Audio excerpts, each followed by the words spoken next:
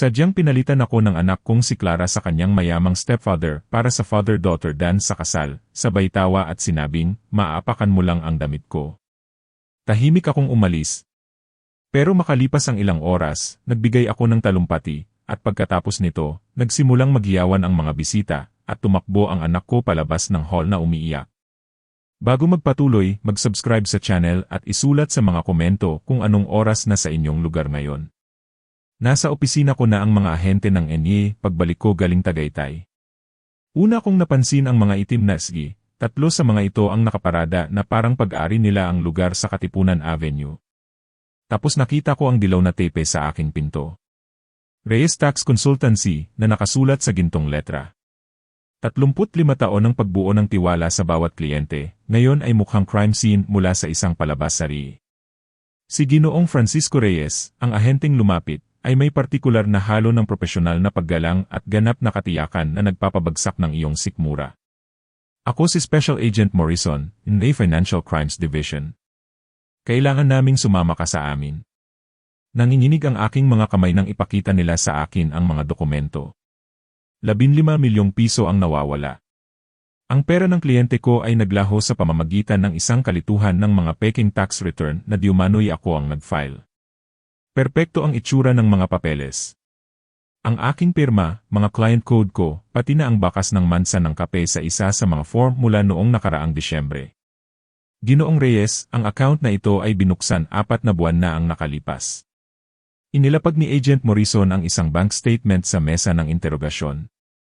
Ipinapakita ng mga transaksyon ang sistematikong paglilipat mula sa mga refund ng iyong kliyente. Maliit na halaga na ikinalat. Napakagaling. Tinitigan ko ang account number. Hindi ko pa ito nakita sa buong buhay ko. May nag-set up sa akin, sabi ko. Ang boses ko ay parang hungkad, kahit sa sarili kong pandinig. Hindi ko alam kung sino, pero isang taong may access sa iyong opisina, sa iyong mga computer system, sa iyong mga client file. Tumaas ang kilay ni Morrison. Ginoong Reyes, sino pa ba ang may ganoong klaseng access?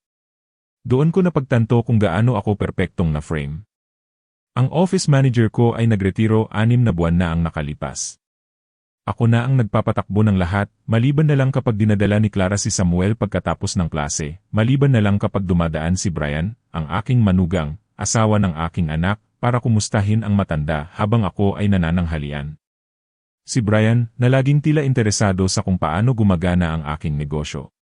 Si Brian, na humiram ng aking computer ng maraming beses para lang daw tumingin ng mga real estate listing. Si Brian, na may susi sa opisina dahil ang pamilya ay dapat na nakakatulong. Ang paglilitis ay tumagal ng 3 araw. Ang aking public defender ay bagong graduate sa law school at talagang dehado. Nasa prosekusyon ang lahat. Mga peking pirma na kamukhang-kamukha ng sa akin, mga timestamp na nagpapakitang nasa opisina ako noong nangyari ang mga paglilipat, pati na ang aking mga fingerprint sa peking application ng account. Nakaupo ako doon habang pinapanood ang buhay ko na unti-unting nawawasak, at sa buong panahon ay iniisip ko, sino ang makikinabang dito? Tapos, tumayo si Brian sa witness stand. Ginoong Kelly, kayo po ay kasal sa anak ng akusado, tama? Opo, sir. Mukhang hindi komportable si Brian, palingalinga sa kanyang upuan na parang masakit ito para sa kanya. Isang Oscar-worthy performance, talaga. 9 na taon na kaming kasal ni Clara. Si Mang Frankie ay parang ama na sa akin. Sa nakaraang taon, may napansin ba kayong hindi pangkaraniwan sa pag-ugali ni Ginoong Reyes? Nag-atubili si Brian. Perpektong tiyempo, perpektong pagbigkas. Ayoko sanang magsabi ng anuman. Pamilya siya. Pero may nakita akong mga bagay na ikinabahala ko. Tumutol ang abogado ko. Binasura ng hukom, nagpatuloy si Brian, ang kanyang boses ay puno ng peking pagsisisi. Nagkakamali na siya, nakakalimot. Nakikita ko siyang nagtatrabaho hanggang gabi, paulit-ulit na nagkakalkula. Minsan, dumaan ako at nakita ko siyang naglilipat ng pera sa pagitan ng mga account. Sabi niya para daw sa tax efficiency, pero parang kakaiba. Naisip ko baka tumatanda na siya, alam niyo na, nawawalan na ng galing. Gusto kong tumayo at tawagin siyang sinungaling. Gusto kong isigaw na siya ang nasa opisina ko ng mag-isa ng maraming beses, na mayroon siyang lahat ng pagkakataon para i-set up ito. Pero hinawakan ako ng aking abogado, bumulong na baka lalo lang lumala ang sitwasyon. Ang hurado ay nagdelibera sa loob ng 4 na oras. Guilty sa lahat ng kaso. 2 taon sa federal na bilangguan, restitusyon ng 15 milyong piso na wala ako, at ang permanenteng pagkasira ng aking reputasyon. Dinala nila ako sa city jail para hintayin ang paglipat. Kulay. Abong pader, metal na kama, amoy ng industrial cleaner na sinusubukang takpan ang mas masamang amoy. Nakaupo ako doon sa aking orange jumpsuit, 67 taong gulang, iniisip kung paano ako makakaligtas sa kulungan. Dumating ang sulat sa 3 araw. Isinilid ito ng gwardiya sa siwang kasama ang aking almusal, puting sobre, maingat na pagkakasulat, walang return address, pero agad kong nakilala ang malinis na sulat kamay ni Brian. Frankie, alam kong mahirap ito. Gusto kong malaman mo na kami ni Clara ang bahala sa lahat habang wala ka. Ang bahay sa Blue Ridge, sisiguraduhin naming maaalagaan ito, babayaran ang amilyar, lahat. Huwag kang mag-alala kay Samuel. Palalakihin namin siyang mabuti. Pasensya na at umabot sa ganito, pero sa totoo lang, tapos na rin naman ang panahon mo. Salamat sa bahay. Aalagaan namin itong mabuti, Brian. Binasa ko ito ng 3 beses, tapos binasa ko ulit.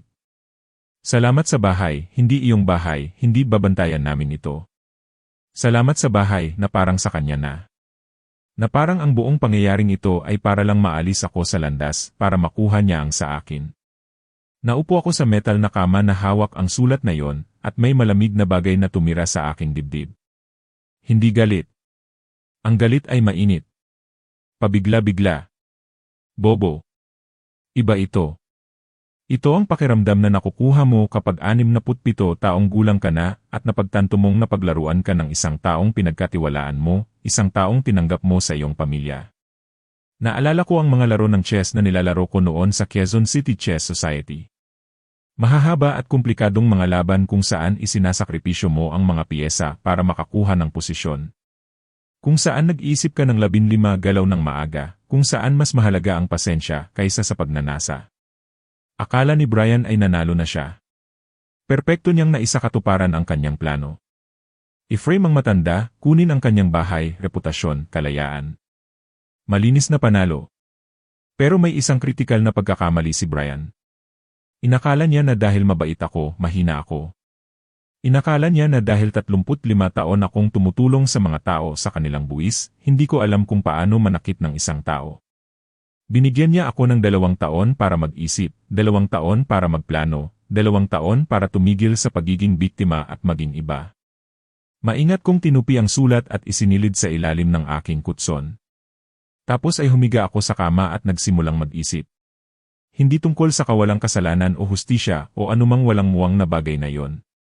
Nagsimula akong mag-isip tungkol sa kung ano ang alam ng isang tax consultant, tungkol sa mga money trail, tungkol sa mga legal na butas. Tungkol sa libu-libong paraan na maaaring gamitin ang sistema laban sa isang tao kung alam mo kung saan itutulak. Tinuruan ako ni Brian ng isang mahalagang aral. Ang mga mababait ay laging talo. Oras na para tumigil sa pagiging mabait. Ang New Bilibid Prison ay nakatayo sa Muntinlupa na parang isang konkretong tumor. Ipinroseso nila ako noong Martes, Abril 11, 2023. Fingerprints, medical exam, ang masayang oryentasyon kung saan ipinaliwanag nila ang mga patakaran para mabuhay. Huwag kumuha ng anumang hindi sayo. Huwag tumingin ng matagal sa mata ng sinuman. Manatiling nakayuko. Itinalaga ako sa isang selda kasama ang isang 23 taong gulang na lalaki na nagngangalang Marco, na nahuli sa pagbebenta ng mga ninakaw na electronics. Tiningnan niya ako, may puting buhok, salamin sa pagbasa, malambot na mga kamay mula sa 35 taon ng pagtutulak ng papel, at nagpasya siyang hindi ako mapanganib. Tax guy ha, sabi ni Marco sa unang gabi. Nakakatawa yan. Parang nananakit ka ng tao gamit ang math o kung ano paman. Parang ganoon na nga, sabi ko. Ang unang buwan ay survival mode, pag-aaral ng mga gawain, pag-alam kung sinong mga gwardiya ang dapat iwasan, kung sinong mga preso ang nagpapatakbo ng kung anong mga raket. Nananatili akong tahimik, ginagawa ang aking trabaho sa laundry ng kulungan, nanatiling invisible. Pero sa gabi, habang nakahiga sa manipis na kutson na yon at humihilik si Marco sa itaas, iniisip ko ang sulat ni Brian. Salamat sa bahay. Sa dati kong buhay, ako ay nawasak, pinagtaksilan, nasira. Pero may nagbago. Siguro dahil sa orange jumpsuit o sa paraan ng pag-aakala ng lahat na ako ay isa lamang white-collar criminal na naging sakim. Siguro dahil alam kong mas pinaniwalaan ng anak ko si Brian kaysa sa akin, na lalaki ang apo ko na iniisip na magnanakaw ang kanyang lolo. O baka mas simple, wala na akong mawawala. Naalala ko noong unang nagsimulang makipag-date si Brian kay Clara. Dinala niya ito sa hapunan ng linggo sa bahay, ang aking bahay, ang nasa Blue Ridge na binili ko 28 taon na ang nakalipas noong buhay pa ang aking asawa. Si Brian ay kaakit-akit, nakakatawa, maalaga, 43 taong gulang, matagumpay na real estate agent, magaling kay Samuel, kahit na 3 taong gulang pa lang ang bata noon. Dad, pinaparamdam niya sa akin na ligtas ako, sabi ni Clara pagkatapos ng unang hapunan. Tinutulungan ako sa paghuhugas ng pinggan habang naglalaro si Brian kay Samuel sa sala. Pagkatapos mamatay ni Mama, hindi ko akalain na makakahanap ako ng isang taong nakakaintindi. Masaya ako para sa kanya. Karapat-dapat ang anak ko sa kaligayahan.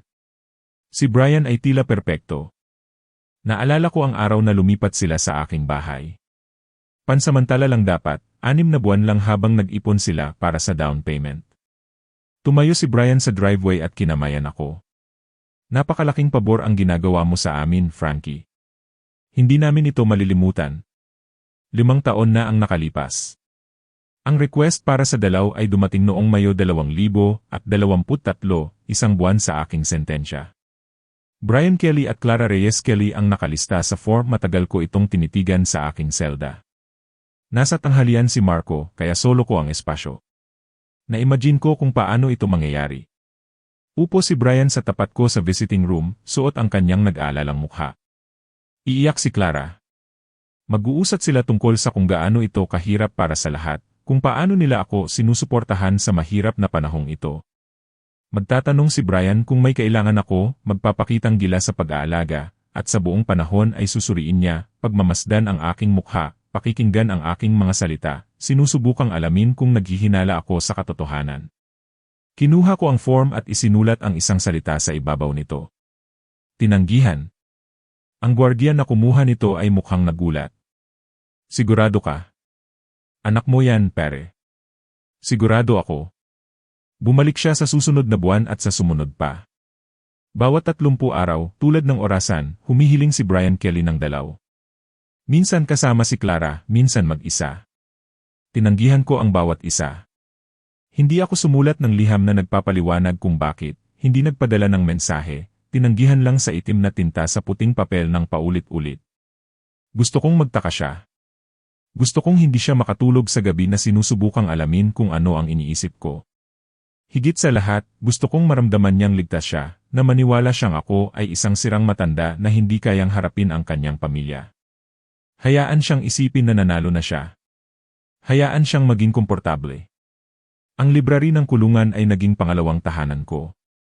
Maliit ito, marahil 200 na libro, karamihan ay sira-sira na, pero mayroon silang legal section. Ang mga preso na nag-aapela ay nag-donate ng kanilang mga research material sa paglipas ng mga taon. Nagsimula ako sa mga pangunahing kaalaman. Batas sa Trust ng Pilipinas, estate planning, mga tax code na kinabisado ko ilang dekada na ang nakalipas ngunit kailangan kong balikan. Naalala ko ang sinabi ng isa sa aking mga dating propesor sa VE noong kumukuha ako ng aking accounting degree noong 1978. Ang tax code ay isang armas. Karamihan sa mga tao ay hindi lang alam kung paano ito itutok. Sa ika-6 na linggo, nakilala ko si Official Reyes habang nasa shift ko sa laundry. Siya ang nagsusupervise, tinitiyak na hindi namin ninanakaw ang mga industrial-sized na boat ng detergent para sa kung anong operasyon ng prison hooch. Agad ko siyang nakilala. 12 taon kong ginawa ang kanyang buwis, tinulungan siyang mag-claim ng home office deduction na nakatipid sa kanya ng 200,000 sa kanyang mortgage refinance. Ginoong Reyes, mukha siyang tunay na nagulat. Anong ginagawa mo dito? Malas, sabi ko ng mahina. At isang magandang frame job. Tumingin-tingin si Official Reyes, tapos ay lumapit. Yung mga tax return na ipinakita sa iyong paglilitis. Hindi mo iyon gawa. Kilala ko ang gawa mo. Meticulous ka. Magulo ang mga form na yon. Sabi ko. Napansin ko rin yan. Pinag-aralan niya ang aking mukha ng matagal. May kailangan ka ba? Sa totoo lang, sabi ko ng mainat. Kailangan kong magpadala ng sulat. Hindi sa regular na prison mail. Pwede mo ba akong tulungan? Hindi nagtanong si Official Reyes.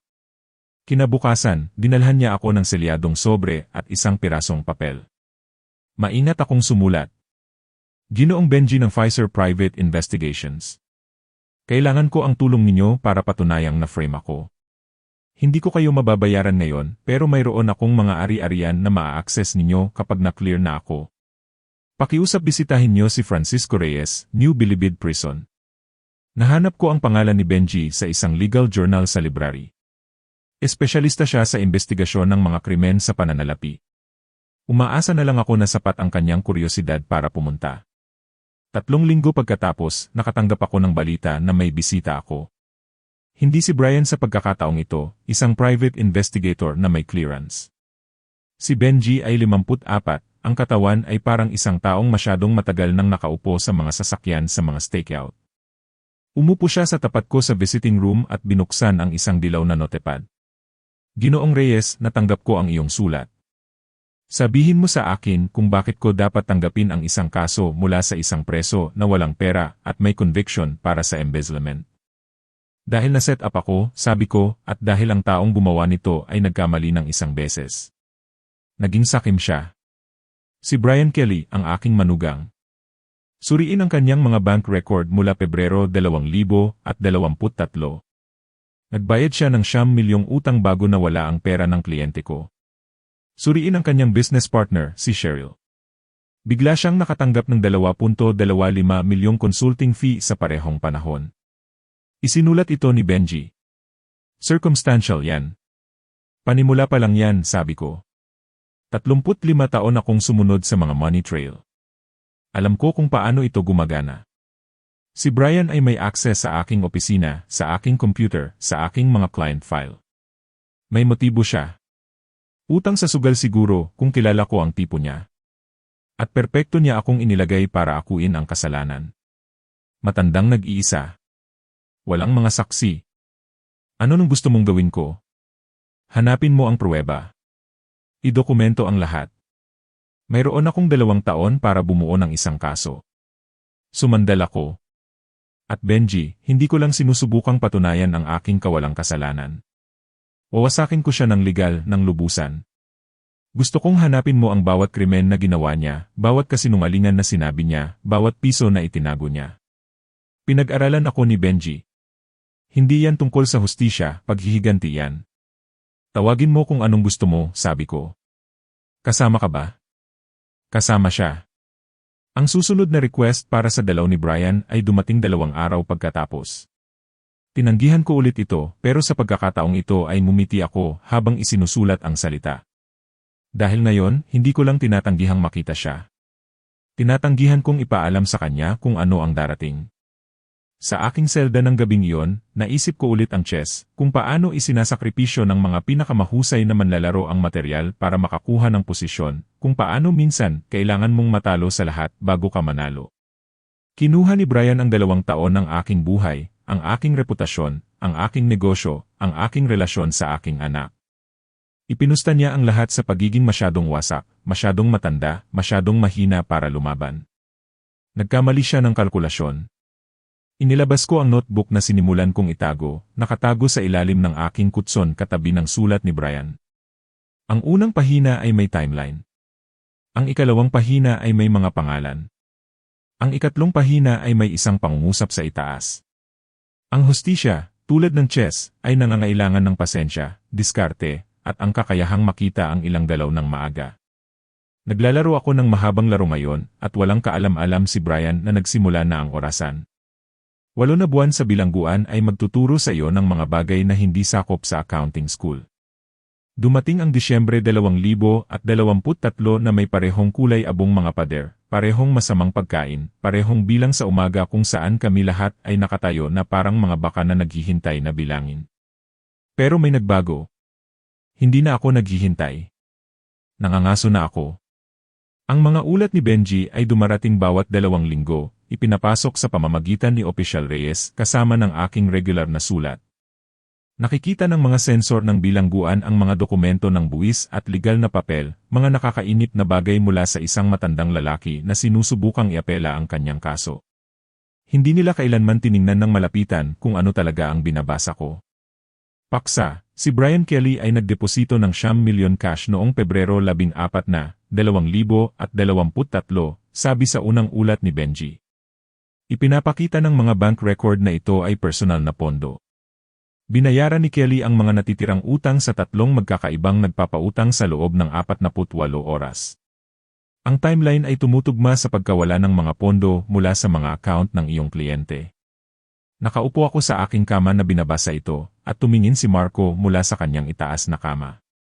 Magandang balita, matanda. Material na pang-edukasyon, sabi ko.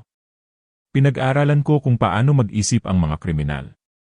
Hindi nawala sa akin ang kabalintunaan.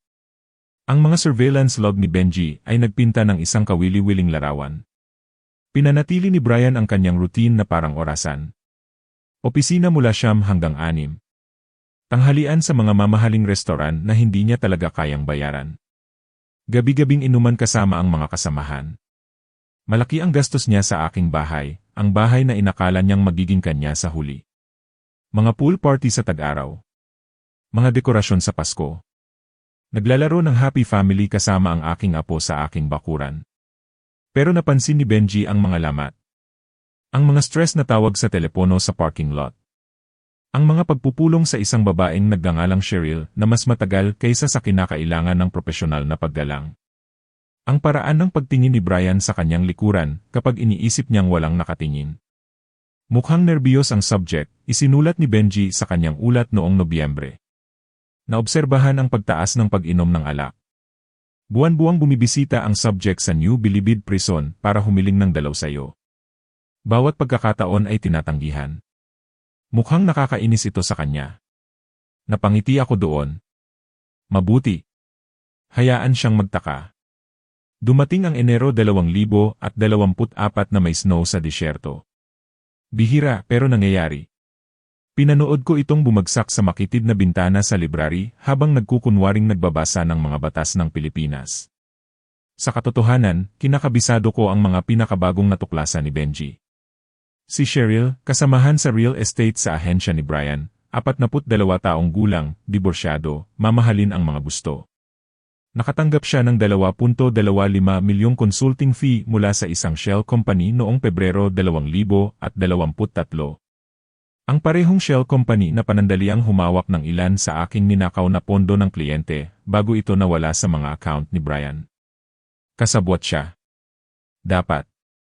Hindi ka makakakuha ng ganoong kalaking pera na malapit sa isang malaking embezzlement nang hindi ka sangkot.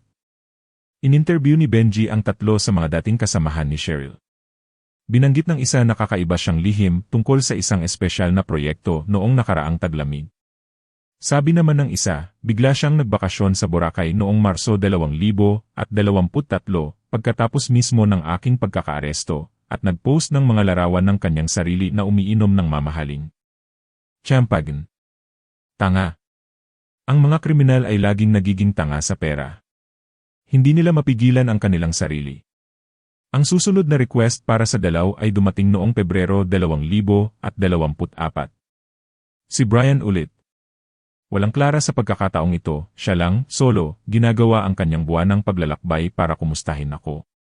Na-imagine ko siya sa waiting room, nag-sign in, inihahanda ang kanyang nag-aalalang mukha. Isinulat ko ang itinanggihan ng may mas malakas na puwersa kaysa sa kinakailangan. Halos mapunit ng panulat ang papel. Kinuha ni Official Reyes ang form at umiling. Buwan-buwan siyang dumarating sa loob ng halos 1 taon na, Ginoong Reyes. Ang anak mo rin, minsan. Baka dapat hindi, sabi ko. Kailangan niyang patuloy na magtaka kung bakit ayaw ko siyang makita. Bahagi ito ng plano. Hindi nagtanong si Official Reyes kung anong plano. Natuto na siyang huwag. Sa aking selda sa gabi, itinatago ko ang aking mga notebook sa loob ng mga legal textbook. Hindi ito tinitingnan ni Marco. Akala niya isa lang akong matandang lalaki na sinusubukang iapela ang kanyang kaso. Sa pahina 14 na, gumawa ako ng timeline. Pebrero 14 na, 2023, nagdeposito si Brian ng 9,000,000 cash. Pebrero 15 tandang bawas 17, 2023, binayaran ni Brian ang mga utang.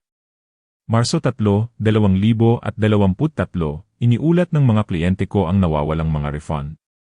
Marso 8, 2023, inaresto ako ng NIE.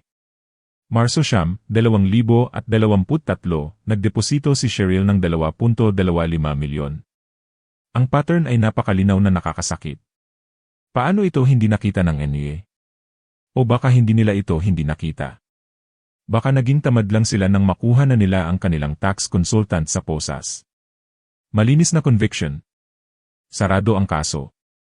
Magpatuloy sa susunod. Pero hindi ako tamad at wala akong ibang ginawa kundi maghintay.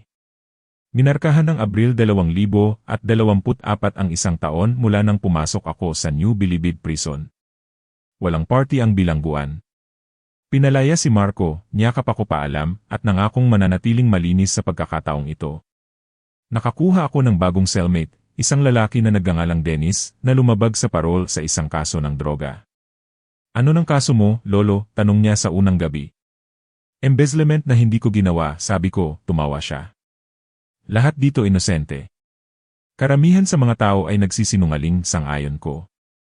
Ako hindi. Ang ulat ni Benji noong Abril ay iba, mas makapal. Ginagawa niya ang tinatawag ng mga investigador na deep background work, sinusuri ang buong kasaysayan ng pananalapi ni Brian, hindi lang ang malinaw na timeline sa paligid ng aking pagkakaaresto. Si Brian Kelly ay may problema sa pagsusugal. Hindi lang basta poker kasama ang mga kaibigan, seryosong pagsusugal. Nakahanap si Benji ng mga resibo ng credit card mula sa mga paglalakbay sa casino, mga online betting account sa ilalim ng mga peking email address, mga utang sa 3 magkakaibang buki na umabot sa 9,000,000 noong Enero 2023. Eksaktong 9,000,000. Si Brian ay desperado, nalulunod sa utang. At pagkatapos, bigla sa isang himala, noong Pebrero 2023, hindi na. Lahat ay bayad, malinis na talaan, at ang tanging gastos niya ay ang i-frame ang kanyang biyenan at magnakaw mula sa mga inosenteng kliyente. Binasa ko ang ulat na iyon ng 3 beses. Tapos ay nagsulat ako ng maikling tala kay Benji. Patuloy na maghukay. Gusto ko ng lahat. Mga bank account, tax return, mga transaksyon sa negosyo, mga parking ticket, lahat. Kapag kumilos tayo laban sa kanya, gusto kong ito ay total. Ang sagot ni Benji ay dumating pagkatapos ng 2 linggo. Naiintindihan. Gayon din, nag-file si Kelly ng request para sa 2 sa Mayo, ang kanyang ika-12 pagtatangka. Dapat ba akong mag-ayos ng counter-surveillance? Sumulat ako pabalik, hindi, hayaan mo siyang pumunta. Hayaan mo siyang patuloy na pumunta. Gusto ko nang talaan ng bawat pagbisita na sinubukan niyang gawin. Ipinapakita nito na may alam siyang mali. Hindi niya maiwanan. Mayo, Hunyo, Hulyo, 2024. Patuloy ang mga pagbisita. Patuloy ang mga pagtanggi. Bawat isa ay isang maliit na tagumpay. Isang paalala na ako na ang kumukontrol sa larong ito ngayon, hindi siya. Nahanap ni Benji ang kahinaan ni Cheryl noong Agosto, buwis. Inireport niya ang 2.25 milyong bayad bilang consulting income, pero ginamit niya ang karamihan nito para sa mga personal na gastusin na hindi maaaring maging kaugnay sa negosyo. Ang bakasyon sa Boracay, isang bagong sasakyan, mga designer handbag, lahat ay dokumentado sa kanyang mga social media post na may tag at petsa na parang ebidensya na ibinalot niya para sa amin. Si Cheryl ang ating leverage point, isinulat ni Benji. Kung aabot ito sa korte, kakanta siya laban kay Kelly para iligtas ang sarili, garantisado. Itinago ko ang impormasyong iyon ng maingat. Hindi pa. Hindi hanggat nasa posisyon na ang lahat ng piyesa. Dinala ng Setyembre ang mas malamig na gabi at ang realisasyon na 17 buwan na akong nakakulong. 17 buwan ng kulay abong mga pader at masamang pagkain at parehong mga gawain. Pero hindi na ako ang parehong lalaki na pumasok sa mga tarangkahang ito. Ang lalaking iyon ay malambot, mapagtiwala, sapat na walang muwang para isipin na ang mabuting trabaho at tapat na pamumuhay ay may kahulugan. Ang bagong bersyon ko ay mas nakakaintindi. Ang buhay ay hindi patas. Ang hustisya ay hindi garantisado. At minsan, ang tanging paraan para manalo ay ang laruin ang mahabang laro ng mas mahusay kaysa sa iyong kalaban. Ang request ni Brian para sa dalaw noong Oktubre ay may kasamang tala. Pakiusap Frankie, kailangan nating mag-usap. Tungkol ito kay Samuel. Ginamit ang aking apo bilang pain. Klasiko. Tinanggihan ko ito ng mas mabilis kaysa sa dati. Kasama sa ulat ni Benji noong Oktubre ang mga litrato. Si Brian na mukhang stressed sa labas ng kanyang opisina. Si Cheryl na nanananghalian kasama niya. Parehong mukhang seryoso. Si Brian na patuloy na tinitingnan ang kanyang telepono. Ang universal na senyales ng isang taong naghihintay ng masamang balita. Alam nilang may darating. Nararamdaman nila ito. Hindi lang nila alam kung ano. At ganoon ko mismo gusto. Dumating ang Disyembre 2024, malamig at malinaw. 4 na buwan bago ang paglaya. Oras na para huminto sa pagkolekta ng impormasyon at magsimulang bumuo ng mga armas. Ang aking public defender ay walang silbi noong paglilitis, pero nakahanap si Benji ng mas mahusay para sa akin. Si Attorney Cordova, isang criminal defense attorney na talagang naniniwala sa aking kawalang kasalanan ngayong nakita na niya ang ebidensya. Bumisita sa akin si Cordova noong Disyembre 3, dala ang isang briefcase na puno ng mga dokumento at isang plano. Ginoong Reyes, malakas ang kaso para sa iyong apela, sabi ni Cordova sa visiting room. Ipinapakita ng investigasyon ni Pfizer ang malinaw na ebidensya ng mga financial irregularities sa mga account ni Kelly. Perpektong tumutugma ang timeline. Maaari tayong mag-file para sa post-conviction relief batay sa bagong natuklasang ebidensya. Iyan ang unang hakbang, sabi ko. Paano ang pangalawang hakbang? Bahagyang ngumiti si Cordova. Gusto mong habulin si Kelly ng direkta. Gusto kong wasakin siya pagtatama ko. Legal, lubusan. Gusto kong mawala sa kanya ang lahat tulad ng pagkawala ng lahat sa akin. Nangangailangan yon ng ibang uri ng abogado, sabi ni Cordova. Isang espesyalista sa mga trust at ari-arian. May kilala ako. Ganoon pumasok sa buhay ko si Atty. Ramos. 49 taong gulang, matalas na parang basag na salamin, na may reputasyon sa pagkapanalo sa mga alitan sa mana na tinatawag ng ibang mga abogado na imposible. Binisita niya ako isang linggo pagkatapos ni Cordova, at agad kong nalaman na perpekto siya para dito. Ginoong Reyes, sabi ni Catherine, inilalatag ang mga dokumento sa metal na mesa sa pagitan namin. Ang iyong bahay sa Blue Ridge. Sabihin mo sa akin ang tungkol sa istruktura ng pagmamay-ari. Binili ko ito noong 1,977, sabi ko. Binayaran ko ng buo noong 2011. Nang mamatay ang aking asawa noong 2020, gumawa ako ng isang living trust para sa aking apo, si Samuel. 6 na taong gulang pa lang siya noon. Ang bahay ay napunta sa trust na ako ang trustee. Kaya legal, hindi mo pag-ari ang bahay. Ang trust ang may-ari. Tama. Gumawa ng tala si Catherine. At sino ang nakatira doon ngayon? Si Brian Kelly, ang aking manugang, ang kanyang asawa si Clara, ang aking anak, at si Samuel. Lumipat sila 5 taon na ang nakalipas. Pansamantala, sabi nila. Tapos ay naaresto ako, at bigla na lang nila itong tinatrato na parang sa kanila. Ang panulat ni Catherine ay gumalaw sa kanyang notepad. Binigyan mo ba sila ng pahintulot na manatili doon habang nakakulong ka? Hindi. Walang formal na lise, walang kasunduan sa pag-upa. Nandoon lang sila. Interesting, tumingin si Catherine. Sa ilalim ng batas ng Pilipinas, kung ang trustee ay incapacitated o nakakulong, ang trust ay pumapasok sa isang dormant state hanggang sa maibalik ng trustee ang kanyang mga tungkulin o isang kahalili ang itinalaga. Pero heto ang bahagi na hindi alam ng iyong manugang. Maaari ka pa ring kumilos bilang trustee mula sa bilangguan sa pamamagitan ng isang itinalagang kinatawan. At kung mapalaya ka, maaari mong i-activate ang isang sugnay na nangangailangan ng pagsusuri sa lahat ng mga kasunduan sa paninirahan. Pakisimple, sabi ko. Maaari mo silang paalisin ng legal, at hindi nila ito makikita hanggang sa huli na ang lahat. Sa unang pagkakataon sa loob ng 20 buwan, nakaramdam ako ng pag-asa. Hindi ang mainit na uri, kundi ang malamig, kalkuladong uri na nagmumula sa pagkakita sa kahinaan ng iyong kaaway. Gaano katagal bago ito may setup, tanong ko. Kailangan ko ng access sa mga orihinal na dokumento ng trust. Mag-file ng ilang papeles. Siguro 6 na linggo. Ang iyong release date ay Marso 12, 2025. Tama? Tama. Kung gayon, sisiguraduhin kong handa na ang lahat. Ang abiso ng pagpapaalis ay maaaring ihatid 70 araw pagkatapos ng iyong paglaya, Hunyo 10, gitna ng tag-araw, kung kailan mahal at mahirap maghanap ng bahay. Pinahahalagahan ko ang kanyang atensyon sa detalye. Sa sumunod na 8 linggo, nag-file si Catherine ng mga papel na halos hindi ko maintindihan. Mga pagbabago sa trust, pagtatalaga ng pansamantalang kahaliling trustee, abiso ng intensyon na suriin ang paninirahan, lahat ay legal, lahat ay dokumentado. Lahat ay patungo sa sandaling mapagtanto ni Brian na nakatira siya sa isang bahay na hindi kailanman naging kanya at hindi kailanman magiging kanya. Pero hindi iyon sapat. Gusto ko pa.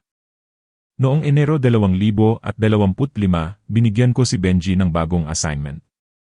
Hanapin mo ang bawat piso na kinita ni Brian Kelly na hindi niya inireport sa IRA. Bawat cash payment, bawat side deal, bawat sentimo na itinago niya. Gusto ko ng kumpletong larawan. Ang sagot ni Benji ay dumating 3 linggo pagkatapos. Ang ulat ay 47 pahina ang haba. Hindi lang pera ko ang ninakaw ni Brian. Nagpapatakbo siya ng mga unreported income scheme sa loob ng maraming taon. Mga cash payment mula sa mga kliyente na hindi kailanman lumabas sa kanyang mga dokumento. Mga consulting fee mula sa mga shell company. Mga komisyon sa ilalim ng mesa mula sa mga developer na gustong iwasan ang tamang dokumentasyon. Tinantya ni Benji na may hindi bababa sa 3.35 milyon sa hindi na i-report na kita noong 2024 pa lang.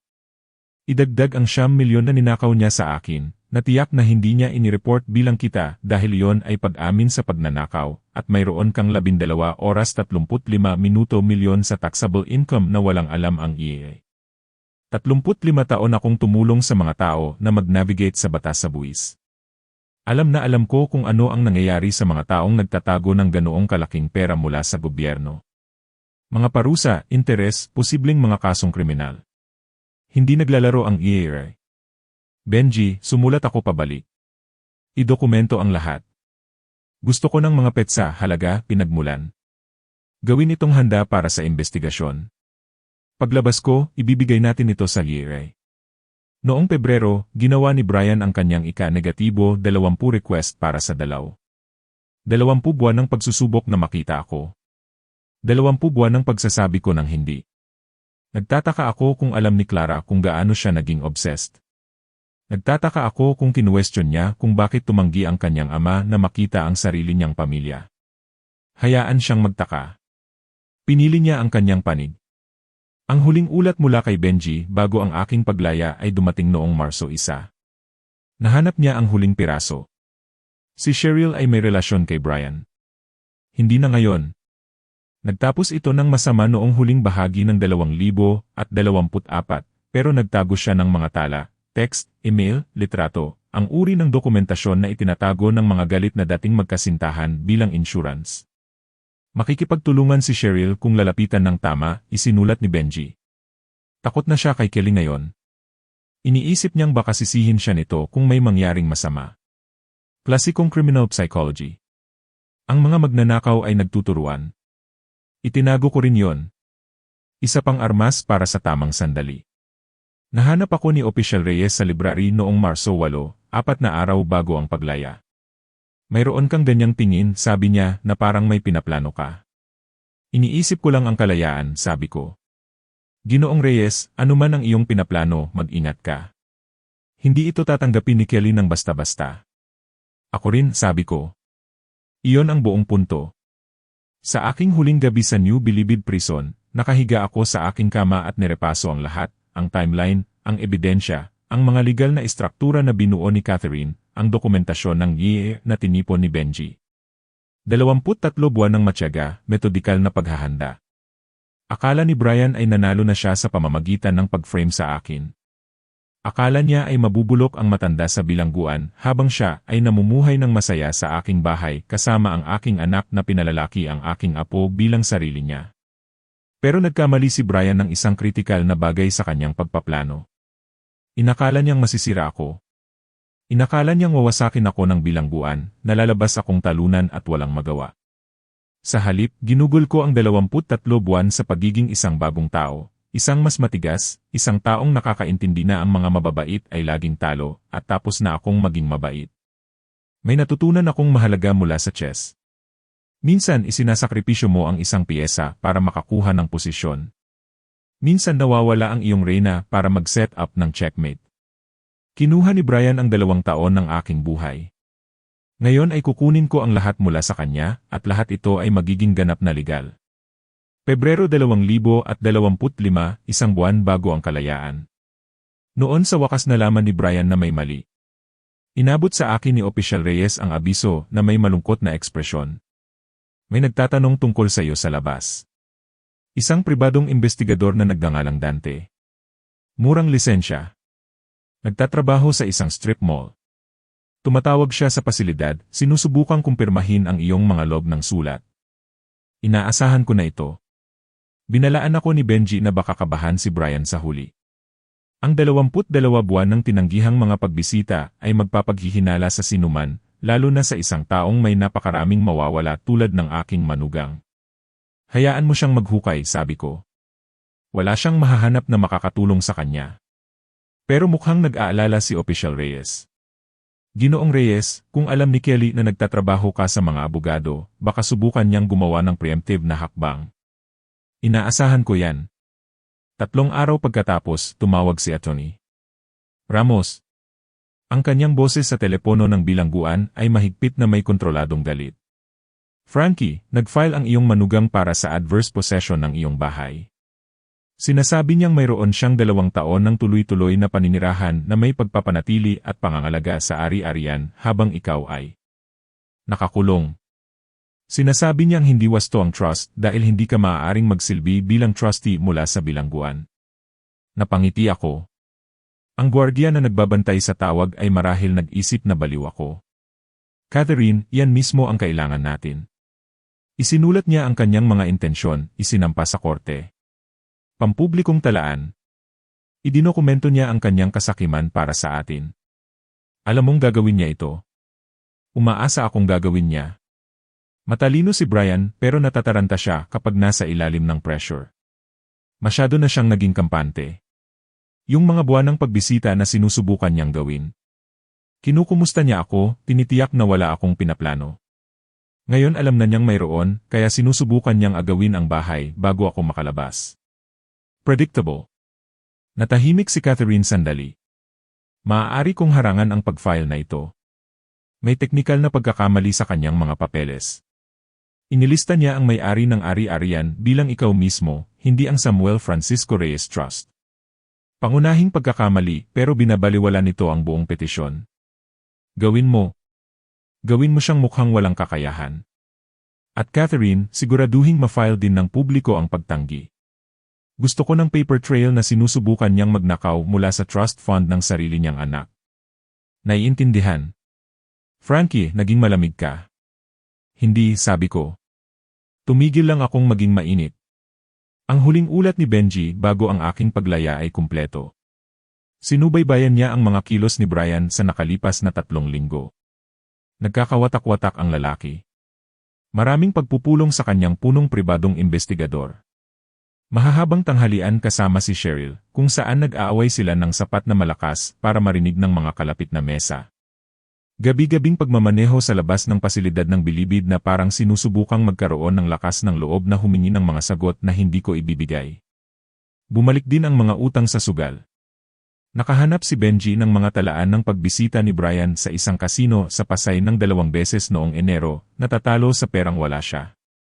Ang pattern ay muling nagpapakita. Ang stress ay nagpapasugal kay Brian.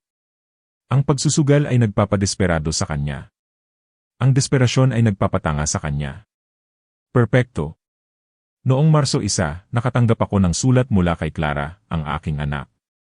Nanginginig ang kanyang sulat kamay, hindi sigurado. Dad, sabi ni Brian may pinaplano ka raw. Sabi niya kumuha ka ng mga abogado para subukang kunin ang bahay. Hindi totoo yon, di ba? Inaalagaan namin ang lahat habang wala ka. Binayaran namin ang amilyar, inalagaan ang bakuran, lahat.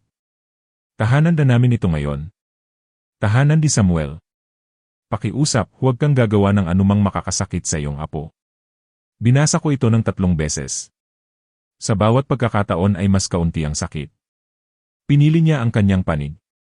Pinaniwalaan niya ang bersyon ng mga pangyayari ni Brian, naniwala siyang may kasalanan ako, at ngayon ay ipinagtatanggol niya ang bahay na ninakaw nila sa akin. Inakala ng anak ko na ako ang kontrabida sa kwentong ito. Sumulat ako pabalik, Clara, maintindihan mo ang lahat sa lalong madaling panahon. Ang bahay ay pag-ari ni Samuel.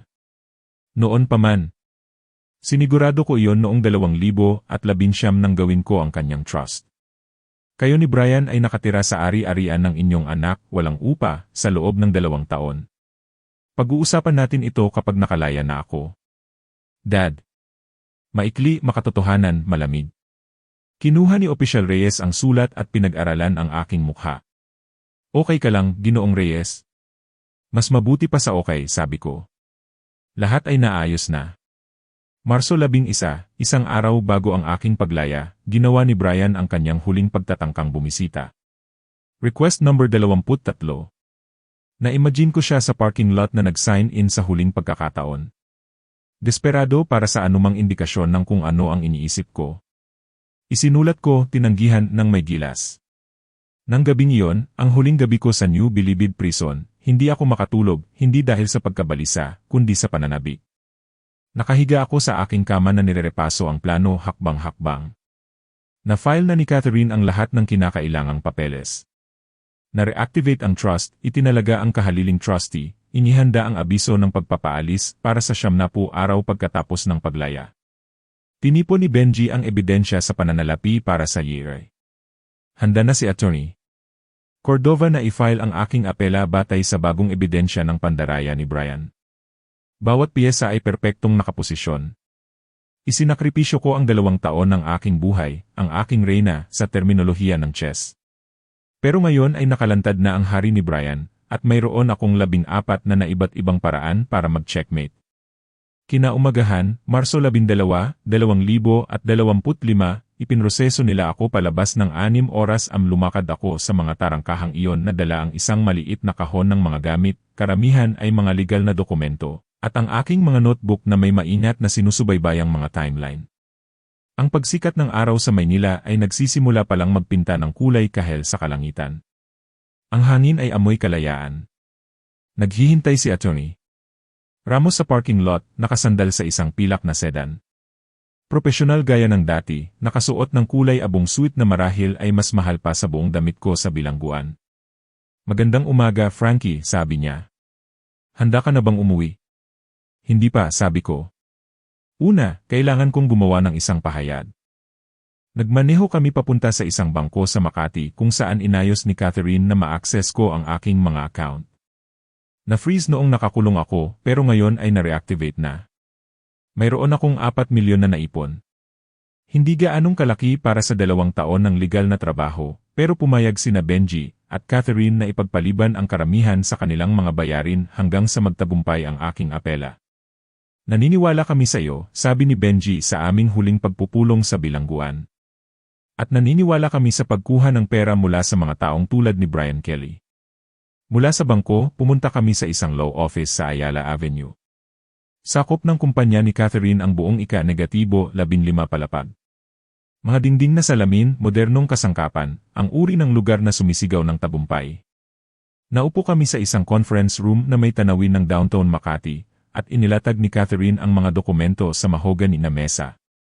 Handa na ang lahat, sabi niya. Sa sandaling i-file natin ang abiso ng pagpapaalis, makakatanggap sina Brian at Clara ng opisyal na abiso. 70 araw mula ngayon, Hunyo 10, isang sheriff ang mag-aalis sa kanila sa ari-arian kung hindi sila kusang umalis. At ang naipong upa, tanong ko. 2.6 milyon batay sa mga katulad na ari-arian sa Quezon City. Ang trust ay may legal na karapatang habulin ang koleksyon. Maaari nating kunin ang anumang ari-arian na mayroon si Brian, na ayon sa pananaliksik ni Benji, ay hindi gaanong marami. Tiningnan ko ang mga papeles. Buwan ng paghahanda na pinaikli sa legal na wika na wawasak sa komportableng buhay ni Brian. Isa pang bagay, sabi ko. Gusto kong nandoon ako kapag nakuha niya ang balita.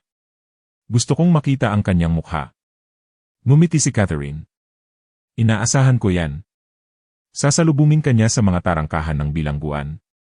Sorpresahin natin siya. Naghihintay sila nang pumasok kami sa parking lot ng New Bilibid Prison. Ang iyan ni Brian, na inuupahan pala ayon sa pananaliksik ni Benji, hindi pag-aari, ay nakaparada malapit sa gate ng labasan. Nakikita ko sila sa windshield. Si Brian sa driver's seat, si Clara sa tabi niya, si Samuel sa likod. Ang aking apo, 8 taong gulang na ngayon. Hindi ko pa siya nakikita mula noong bago ako maaresto. Hindi mo kailangang gawin ito, sabi ni Catherine ng mahina. Maaari nating ihatid ang mga papel sa normal na paraan. Hindi, sabi ko. Gusto kong malaman niya. Gusto kong maintindihan niya na alam ko sa simula't simula pa. Bumaba kami ng sasakyan. Agad akong nakita ni Brian at bumaba, ang kanyang mukha ay nakaayos sa kung ano marahil ang iniisip niyang isang malugod na ekspresyon, nag-aalala, maalaga, ang magandang manugang na sumusundo sa kanyang biyenan mula sa bilangguan. 2 taon kong inimagine ang sandaling ito. Mas maganda ang katotohanan. Frankie, sigaw ni Brian, naglalakad palapit sa akin na nakaabot ang kamay. Welcome back. Nandito kami para ihatid ka sa bahay. Huminto ako 3 talampakan ng layo. Hindi ko kinuha ang kanyang kamay. Tinitigan ko lang siya. Hindi maganda ang pagtanda niya. Mga bagong linya sa paligid ng kanyang mga mata, puti sa kanyang mga sentido. Ang stress ng pag-isip kung ano ang alam ko ay nag-iwan ng marka. Bahay, sabi ko. Ang boses ko ay lumabas na mas malamig kaysa sa aking inaasahan. Ibig mong sabihin ang aking bahay sa Blue Ridge. Ang nasa 4,127 na binili ko noong 1,997. Ang ngiti ni Brian ay kumurap. Well, inaalagaan namin ito para sa'yo. Lahat ay eksakto kung paano mo ito iniwan. Lahat maliban sa aking kalayaan, aking reputasyon, at 15 milyon ng pera ng aking kliyente na ninakaw mo. Natahimik ang parking lot. Bumaba na rin ang sasakyan si Clara ngayon, hawak ang kamay ni Samuel. Namutla ang kanyang mukha. Dad, ano nang kay Clara, ibalik mo si Samuel sa sasakyan, sabi ko nang hindi tumitingin sa kanya. Ang usapang ito ay sa pagitan namin ni Brian. Ang peking ngiti ni Brian ay nawala na ngayon, nanigas ang kanyang panga. Frankie, naiintindihan kong galit ka sa nangyari, pero ang mga akusasyong ganyan, akusasyon. Inilabas ko ang sobre mula sa aking jacket, ang inihanda ni Catherine. Hayaan mong sabihin ko sa iyo ang tungkol sa mga akusasyon, Brian. Pebrero 14 na, 2023, nagdeposito ka ng 9 milyon cash para bayaran ang mga utang sa sugal. Marso 8, 2023, inaresto ako. Perpektong tumutugma ang timeline. May access ka sa aking opisina, sa aking computer, sa aking mga client file. Pineki mo ang mga dokumento, nag-set up ng peking account, inilipat ang pera, at i-frame ako. Ang mukha ni Brian ay nagbabago, ang kumpiyansang maskara ay nabibita. Ang kanyang balat ay nagbago mula sa malusog na kulay kape, patungo sa isang bagay na mas malapit sa lumang dyaryo. Ang kanyang mga kamay, na kanina'y kaswal na kumikilos, ay biglang parang hindi alam kung saan pupunta. Iyan hindi mo mapapatunayan, mayroon akong 2 taong halaga ng pruweba, mga bank record, surveillance footage, mga testimonya ng saksi. Lumapit ako. At ang iyong kasabwat, si Cheryl. Interesado siyang makipag-deal sa mga prosecutor para maiwasan ang sarili niyang mga kaso. Nakakatawa kung paano nagtuturuan ang mga kriminal. Bumukas, nagsara, bumukas ulit ang bibig ni Brian. Walang lumabas na tunog. Mukha siyang isda na kadarating lang na napagtantong nasa kawit siya. Napakaganda. Pero pag-usapan natin ang bahay, patuloy ko. Iyan talaga ang dahilan kung bakit ka nandito, di ba? Akala mo ihahatid mo ako pabalik, gagawin akong komportable, sisiguraduhin hindi ako gagawa ng problema. Pananatilihin mo akong kontrolado. Pamilya tayo, sabi ni Brian. Hindi tayo pamilya. Ikaw ang lalaking sumira sa aking buhay para nakawin ang aking ari-arian. Speaking of which, itinuro ko si Catherine na lumapit dala ang kanyang briefcase. Ito si Attorney Ramos, espesyalista sa trust at estate law. Catherine, pwede mo bang ipaliwanag kay Brian ang tungkol sa bahay? Ang ngiti ni Catherine ay propesyonal at walang awa. Ginoong Kelly, noong 2019, inilipat ni Ginoong Reyes ang ari-arian sa 4,127 Blue Ridge sa isang irrevocable living trust para sa kapakanan ng kanyang apo, si Samuel Francisco Kelly. Si Ginoong Reyes ang nagsilbing trustee. Sa kanyang pagkabilanggo, ang trust ay pumasok sa dormant status. Ngayong nakalaya na si Ginoong Reyes, inilipat niya ang trusteeship sa isang profesional na trustee na magpapatupad ng layunin ng trust, na paalagaan ang ari-arian para sa benepisyaryo. Inabot niya kay Brian ang isang dokumento. Kinuha niya ito na nanginginig ang mga kamay. Iyan ay isang abiso ng pagpapaalis, patuloy ni Catherine. Mayroon kang 70 araw para umalis sa ari-arian. Hunyo 10, 2025. Magkakautang ka rin ng 2.6 milyon sa fair market rental value para sa iyong 2 taong paninirahan. Hahabulin ng trust ang lahat ng legal na remedyo para makolekta ang utang na ito. Tinitigan ni Brian ang papel. Ang kanyang mga kamay ay nanginginig ng husto na ang dokumento ay kumakaluskos na parang mga dahon sa hangin. Ang kanyang mukha ay nagbago mula sa kulay dyaryo patungo sa isang bagay na mas malapit sa puting tisa. Nagpawis ang kanyang noo sa kabila ng malamig na umaga ng Marso. Hindi mo maaaring gawin ito, bulong niya. May mga karapatan kami. Adverse possession. Nag-file ako. Ang iyong pag-file ay tinanggihan kahapon, sabi ni Catherine. Mga teknikal na pagkakamali. Pampublikong talaan ito. Sinubukan mong angkinin ang pagmamay-ari ng ari-arian na nasa trust para sa sarili mong anak. Ipinapakita nito ang intensyon na manloko na magiging napaka-interesante sa mga prosecutor kapag nirepaso nila ang kaso ni Ginoong Reyes. Kabaliwan nito, tumaas ang boses ni Brian. Frankie, ginagawa mo ito dahil galit ka. Pero isipin mo si Clara. Isipin mo si Samuel. Gagawin mong palaboy ang sarili mong apo. Si Samuel ang may-ari ng bahay, sabi ko ng mahina. Makukuha niya ito kapag 25 na siya. Sa ngayon, si Clara ay maaaring umupa ng apartment tulad ng isang normal na matanda. Ikaw naman, huminto ako, hinayaan ang sandaling huminga. Mawawala sa iyo ang lahat. Ang bahay ay simula pa lang. Nanlaki ang mga mata ni Brian. Tunay na takot ngayon, pumapalit sa kayabangan. Anong ginawa mo? Ginugol ko ang 2 taon sa pagpaplano, sabi ko. Bawat buwan na bumibisita ka, sinusubukang tiyakin na wala akong hinala. Bawat buwan tinatanggihan ko at umuwi kang mas kinakabahan. Dapat iniwan mo na lang ako, Brian. Dapat kinuha mo ang ninakaw mong pera at nawala. Sa halip naging sakim ka. Sinubukan mong kunin din ang aking bahay. Nambobola ka lang.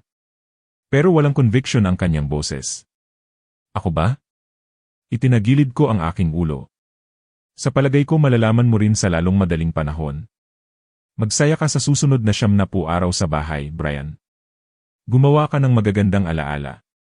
Kailangan nilang tumagal. Bumaling ako kay Catherine. Tara na. Kailangan ko ng almusal. Masama ang pagkain sa kulungan. At 2 taon na akong nangangarap ng totoong kape. Habang naglalakad kami papunta sa sasakyan, narinig kong tinatawag ako ni Clara. Dad, pakiusap, pwede nating pag-usapan ito. Hindi ako lumingon. Hindi sumagot. Sumakay lang sa sedan ni Catherine at hinayaan siyang ihatid ako palayo sa bilangguan, palayo sa puting mukha ni Brian na puno ng gulat, palayo sa 2 taon ng konkreto at bakal. Sa rearview mirror, pinanood ko si Brian na nakatayo sa parking lot, hawak pa rin ang abiso ng pagpapaalis, gumagalaw ang bibig pero walang tunog na umaabot sa akin. Nasa balikat niya ang mga kamay ni Clara, malinaw na nagtatanong kung ano ang mali. Nakatayo si Samuel sa tabi nila, nalilito at takot. Hindi ito perpekto. Ang sakta ng aking anak ay hindi bahagi ng plano na ikinasya ko, pero pinili niya noong pinaniwalaan niya si Brian kaysa sa akin. Anong nararamdaman mo? Tanong ni Catherine habang papasok kami sa highway patungong Makati. Gutom, sabi ko. At naiinip. Ito ang unang galaw. May 13 pa akong pinlano. Tumawa si Catherine. Frankie Reyes, sa palagay ko ginawa kang nakakatakot ng bilangguan. Hindi, sabi ko, pinapanood ang disyerto na dumadaan. Ginawa akong strategic. Dumating ang Abril na may tuyong init ng Maynila na nagpaparamdam na parang may hinihintay na masira ang lahat. 3 linggo na akong wala sa bilangguan, nakatira sa isang simpleng apartment na tinulungan akong upahan ni Catherine. Hindi ang bahay. Maghihintay iyon hanggang Hunyo 10 kapag pinaalis ng sheriff si Brian. Sa ngayon, mayroon akong isang silid-tulugan na lugar na may tanawin ng parking lot at sapat na espasyo para muling itayo ang aking buhay, o sa halip para tapusin ang pagwasak sa buhay ni Brian. Tumawag si Benji noong Abril 7. Frankie, tapos na. Isinumit ko ang ulat ng investigasyon sa pananalapi sa Year Criminal Investigation Division kaninang umaga. Lahat ay dokumentado. Ang 9 milyon na hindi na i-report na kita mula Pebrero 2023, ang 3.35 milyon sa cash consulting fees mula 2024. Lahat. Kinumpirma nila ang pagtanggap at nagbukas ng case file. Umiinom ako ng kape sa aking maliit na balkonahe na pinapanood ang pagsikat ng araw. Gaano katagal bago nila siya kontakin? Ang mga investigasyon sa kriminal ay karaniwang tumatagal, pero diretsyo ang kasong ito. Tinatayang 2 hanggang 3 linggo bago niya makuha ang unang abiso. Frankie, kapag nakita nilang hindi siya nag-report ng kita na eksaktong tumutugma sa mga pondo na ninakaw mula sa iyong kaso, mabilis nilang ikokonekta ang mga tuldok. Mabuti, sabi ko. Iyon ang punto. Ang ganda nito ay simple. Wala akong ginawang iligal. Tinipon ni Benji ang mga pampublikong talaan sa pananalapi. Nagsumite ako ng isang detalyadong ulat ng mamamayan sa Year, isang bagay na maaaring gawin ng sinumang Pilipino kung naghihinala sila ng tax fraud. Ang katotohanan na ang suspect ay ang aking manugang na nag-frame sa akin para sa embezzlement, iyon ay konteksto lamang. Si Attorney Cordova, ang aking criminal defense attorney, ay pinapanood ang mga pagtatangka ni Brian na labanan ang pagpapaalis. Kumuha siya ng 3 magkakaibang abogado, sabi ni Michael sa akin sa tanghalian sa isang dinner sa downtown. Bawat isa ay sinabi sa kanya ang parehong bagay. Ang trust ay matibay. Isa sa kanila ay talagang tumawa nang iminungkahi ni Brian ang adverse possession pagkatapos tanggihan ang kanyang pag-file. Nagsisimula ng pag-usapan siya ng legal community at hindi paborable. Ang kanyang reputasyon ay bumabagsak. Ang mga real estate agent ay nabubuhay sa mga referral at tiwala. Kumalat na ang balita na sinubukan ni Brian Kelly na nakawin ang ari-arian mula sa trust fund ng sarili niyang anak. Nagsimula nang dumistansya sa kanya ang kanyang opisina. Kumagat ako sa aking sandwich. Mas masarap ito kaysa sa anumang kinain ko sa loob ng 2 taon. Paano si Cheryl? Nagtatrabaho pa rin sa parehong ahensya, pero napakatahimik niya. Walang aktibidad sa social media, walang pampublikong pagpapakita. Kung ako siya, kakabahan ako. Dapat kabahan si Cheryl. Ibinigay ng investigasyon ni Benji sa Ye ang lahat ng kailangan nila para makita rin ang kanyang papel. Ang 2.25 milyong bayad, ang timeline, ang koneksyon sa Shell Company. Tumulong siyang ilaunder ang ninakaw na pera at kinuha ang kanyang parte. Sa sandaling magsimulang maghukay ang yes kay Brian, mahahanap nila siya. Ang tanong ay, matataranta ba siya muna? Abril 23. Nakuha ko ang aking sagot. Tumawag si Catherine ng 9 ng umaga. Frankie, kinontak ni Cheryl ang NIE. Nag-aalok siyang makipagtulungan kapalit ng immunity. Sinasabi niyang pineke ni Brian Kelly ang mga dokumento sa iyong pangalan, na tumulong siyang ilipat ang pera nang hindi alam na ito ay ninakaw at handa siyang tumestigo. Maingat kong ibinaba ang aking tasa ng kape. Kinakanta na niya siya ng buo. Takot siya. Kinontak siya ng noong nakaraang linggo tungkol sa hindi na i-report na kita at napagtanto niyang nahaharap siya sa posibleng pagkabilanggo. Sinusubukan niyang iligtas ang sarili sa pamamagitan ng pagbibigay sa kanila kay Brian. Bibigyan ba nila siya ng immunity? Marahil. Siya ay isang maliit na manlalaro na may ebidensya laban sa pangunahing salarin. Mas gusto ng NDA at EA si Brian kaysa sa kanya. Frankie, nangangahulugan ito na lalong lumakas ang iyong apela. Kung tumestigo si Cheryl na i-frame ka ni Brian, iyon ay direktang ebidensya ng iyong kawalang kasalanan. Tumayo ako at lumakad sa bintana ng aking apartment. Sa parking lot, ang mga normal na tao ay gumagawa ng kanilang normal na buhay. Walang sinuman sa kanila ang nakakaalam na sa kung saang lugar sa lungsod, ang mundo ni Brian Kelly ay gumuho. Kailan malalaman ni Brian, tanong ko. Marahil alam na niya. Naghahatid ang IE ng mga abiso sa pamamagitan ng certified mail at sa pamamagitan ng opisyal na contact. Sa hula ko, nakuha niya ang sulat kahapon o ngayon. Na-imagine ko si Brian na binubuksan ang sulat na yon, ang makapal na opisyal na sobre mula sa Bureau of Internal Revenue, ang mga salitang E-Criminal Investigation Division sa itaas. Ang detalyadong pagtutuos ng 12 oras 35 minuto milyon sa hindi na i-report na kita. Ang kalkulasyon ng mga parusa, interes, at mga back tax na nagkakahalaga ng 17 milyon. Ang realisasyon na hindi na ito tungkol sa bahay. Ito ay tungkol sa kanyang kalayaan. Tumawag si Benji pagkatapos ng 2 oras. Frankie, sinubukan akong kontakin ni Brian, nag-iwan ng 3 voicemail. Natataranta siya. Gustong malaman kung may paraan para ayusin ito bago lumala ang mga bagay. Wala, sabi ko. Hindi nakikipagnegosasyon ang IE sa mga tax cheat, lalo na sa mga gumawa ng pandaraya para itago ang embezzlement. Sinagot mo ba? Hindi ako ang kanyang investigador. Tapos na ang trabaho ko. Nagtipon ako ng ebidensya at isinumite ito sa mga naangkop na otoridad. Kung ano ang susunod na mangyayari ay nasa kanila na. Perpekto, sabi ko. Hayaan siyang mataranta.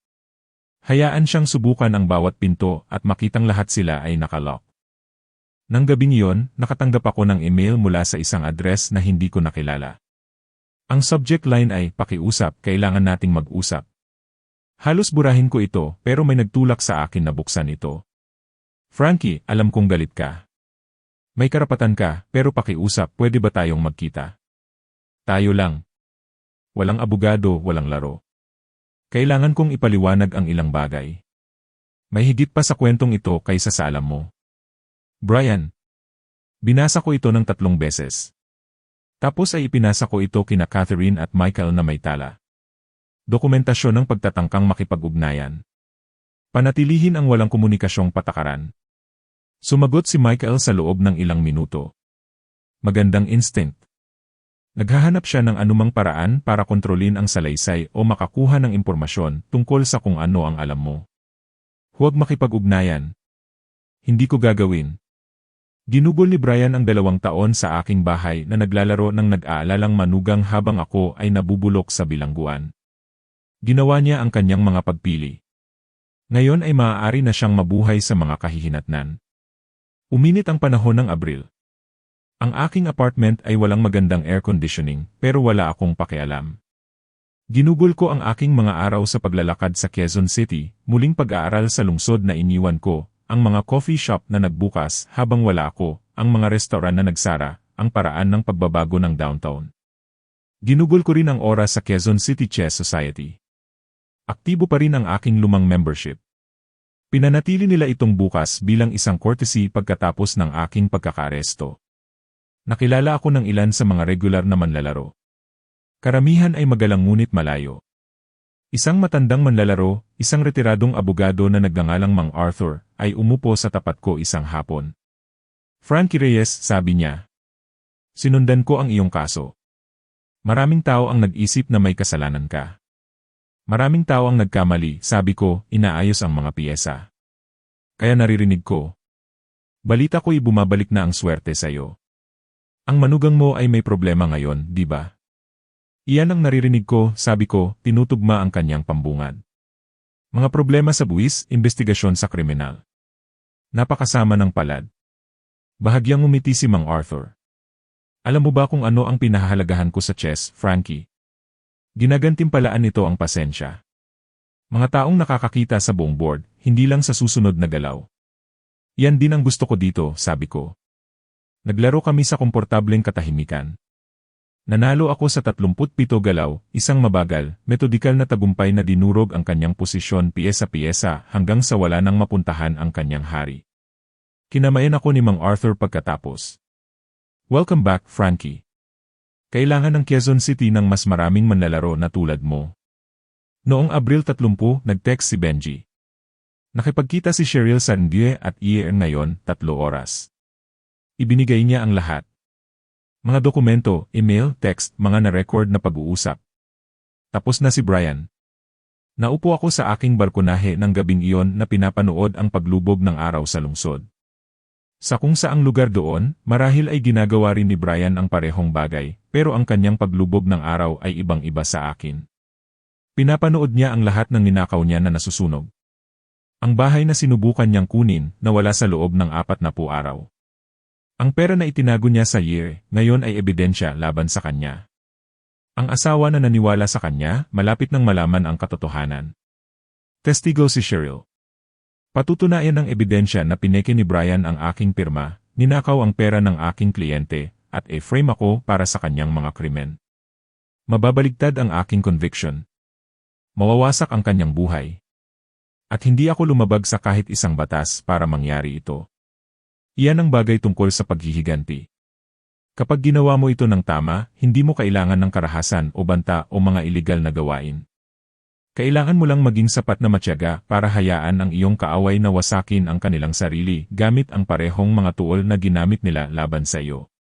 Ginamit ni Brian ang batas para i-frame ako. Ngayon, ginagamit ko ang batas para ilantad siya. Ang hustisya ay hindi laging maganda pero sapat na. Dinala ng Mayo ang dalawang bagay, mga bagyo sa disyerto at drama sa pamilya. Kaya kong hawakan ang mga bagyo. Ang drama ay mas komplikado.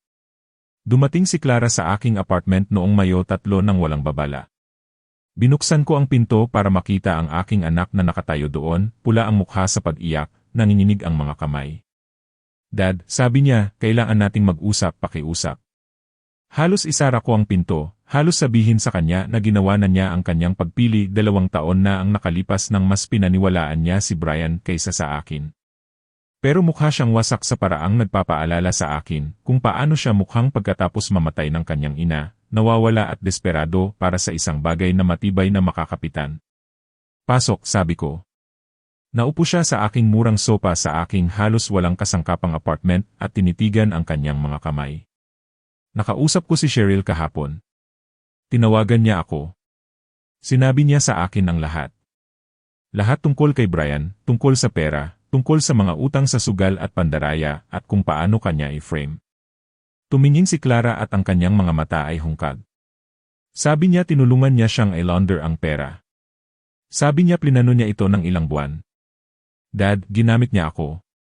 Ginamit niya tayong lahat. Naupo ako sa silya sa tapat niya. Hindi lumapit. Naniwala ako sa kanya, sabi ni Clara, nagbabasag ang boses. Nang maaresto ka, nang tumestigo siya laban sa iyo, nang sinabi niyang kakaiba ang iyong kilos, pinaniwalaan ko ang bawat salita. Akala ko ang aking ama ay naging isang kriminal at ang aking asawa ay sinusubukang protektahan kami. Pinili mo ang iyong asawa kaysa sa iyong ama, sabi ko ng mahina. Hindi naman iyon kinakailangang mali, Clara. Dapat kang maging tapat sa iyong asawa, pero dapat mas marami kang tinanong. Alam ko, alam ko. Umiiyak na siya ngayon, hindi na pinupunasan ang kanyang mga luha. Napakakumbinsi niya. Bawat buwan nang bumibisita kami sa iyo at tinatanggihan mo, sasabihin niyang nahihiya ka, na hindi mo kami kayang harapin. Pinalabas niyang ikaw ang nagtutulak sa amin palayo. Itinutulak ko kayo palayo, sabi ko, hindi lang sa mga dahilang sinabi niya. Binibigyan ko ang sarili ko ng oras para bumuo ng isang kaso laban sa kanya. Tiningnan ako ni Clara na may halong takot. Dad, anong ginawa mo? Takot na takot si Brian. Nakatanggap siya ng sulat mula sa Yeray. Tumatawag siya sa mga abogado buong linggo. Ang pagpapaalis sa bahay, ang investigasyon. Ikaw ba ang may gawa ng lahat ng ito?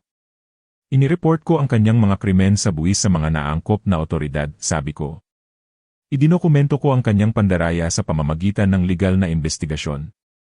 Inactivate ko ang trust na ginawa ko para kay Samuel para protektahan ang mana ng aking apo. Lahat ng ginawa ko ay legal, Clara. Hindi tulad ng ginawa ni Brian sa akin. Sabi niya naghihiganti ka. Na naging malamig ka. Naghahanap ako ng hustisya pagtatama ko. May pagkakaiba. I-frame ako ni Brian para sa isang krimen, nagnakaw mula sa mga inosenteng tao at sinira ang aking reputasyon. Tinitiyak kong haharapin niya ang mga kahihinatnan. Kung mukhang malamig yon sa iyo, isaalang-alang na ginugol ko ang 2 taon sa isang selda na iniisip ito. Natahimik si Clara ng matagal. Magfa-file ako ng divorce. Mabuti. Kailangan kong malaman ng isang bagay, Dad. Ang bahay. Bahay ni Samuel. Talaga bang makukuha niya ito? Kapag 25 na siya, ililipat ng trust ang buong pagmamay-ari sa kanya. Hanggang doon, propesyonal itong pamamahalaan para mapanatili ang halaga ng ari-arian. Ang bahay na yon ay nagkakahalaga ng 24 milyon. Ito ang kanyang kinabukasan. At kami ni Brian ay paalisin sa Hunyo 10 kung hindi pa kayo umalis noon. Clara, anak kita. Tutulungan kitang maghanap ng apartment, tutulungan kitang magsettle, pero hindi ko hahayaang manatili si Brian sa bahay na yon ng kahit isang araw pa kaysa sa pinapayagan ng batas. Dahan-dahan siyang tumango. Naiintindihan ko. Hindi ko gusto pero naiintindihan ko. Tumayo siya. Dad, pasensya na. Pasensya na hindi ako naniwala sa'yo. Pasensya na wala ako doon noong kailangan mo ako. Alam kong hindi mo ako mapapatawad ngayon. Hindi ko kaya, sang-ayon ko. Hindi pa. Baka hindi sa mahabang panahon, pero anak pa rin kita at apo ko pa rin si Samuel. Aalamin natin kung paano muling magtatayo pagkatapos ng lahat ng ito. Umalis siya nang walang isa pang salita. Tumawag si Benji pagkatapos ng isang oras. Frankie, gumagalaw na si Brian. Kumuha siya ng criminal defense attorney. Mamahalin din si attorney. Delgado, dating prosecutor. Magaling siya. Paano nagbabayad si Brian para sa isang mamahaling abogado, tanong ko. Magandang tanong. Sa hula ko, ginagamit niya ang lahat ng natitira sa kanya. Baka nangutang sa pamilya o nagpaplanong magdeklara ng bangkarota at alam ng abogado na hindi siya mababayaran. Ano nang magagawa ni Delgado para sa kanya? Sa totoo lang, hindi gaanong marami. Ang testimonya ni Cheryl kasama ang ebidensya sa pananalapi ay nakakawasak. Ang pinakamagandang senaryo para kay Brian ay isang plea deal na magbabawas sa kanyang sentensya, pero nakaharap pa rin siya sa pagkabilanggo. 2 araw pagkatapos, sinubukan akong tawagan ni Brian. Pinalitan ko ang aking numero, pero nahanap niya ito kahit paano, marahil sa pamamagitan ni Clara bago siya nag-file ng divorce.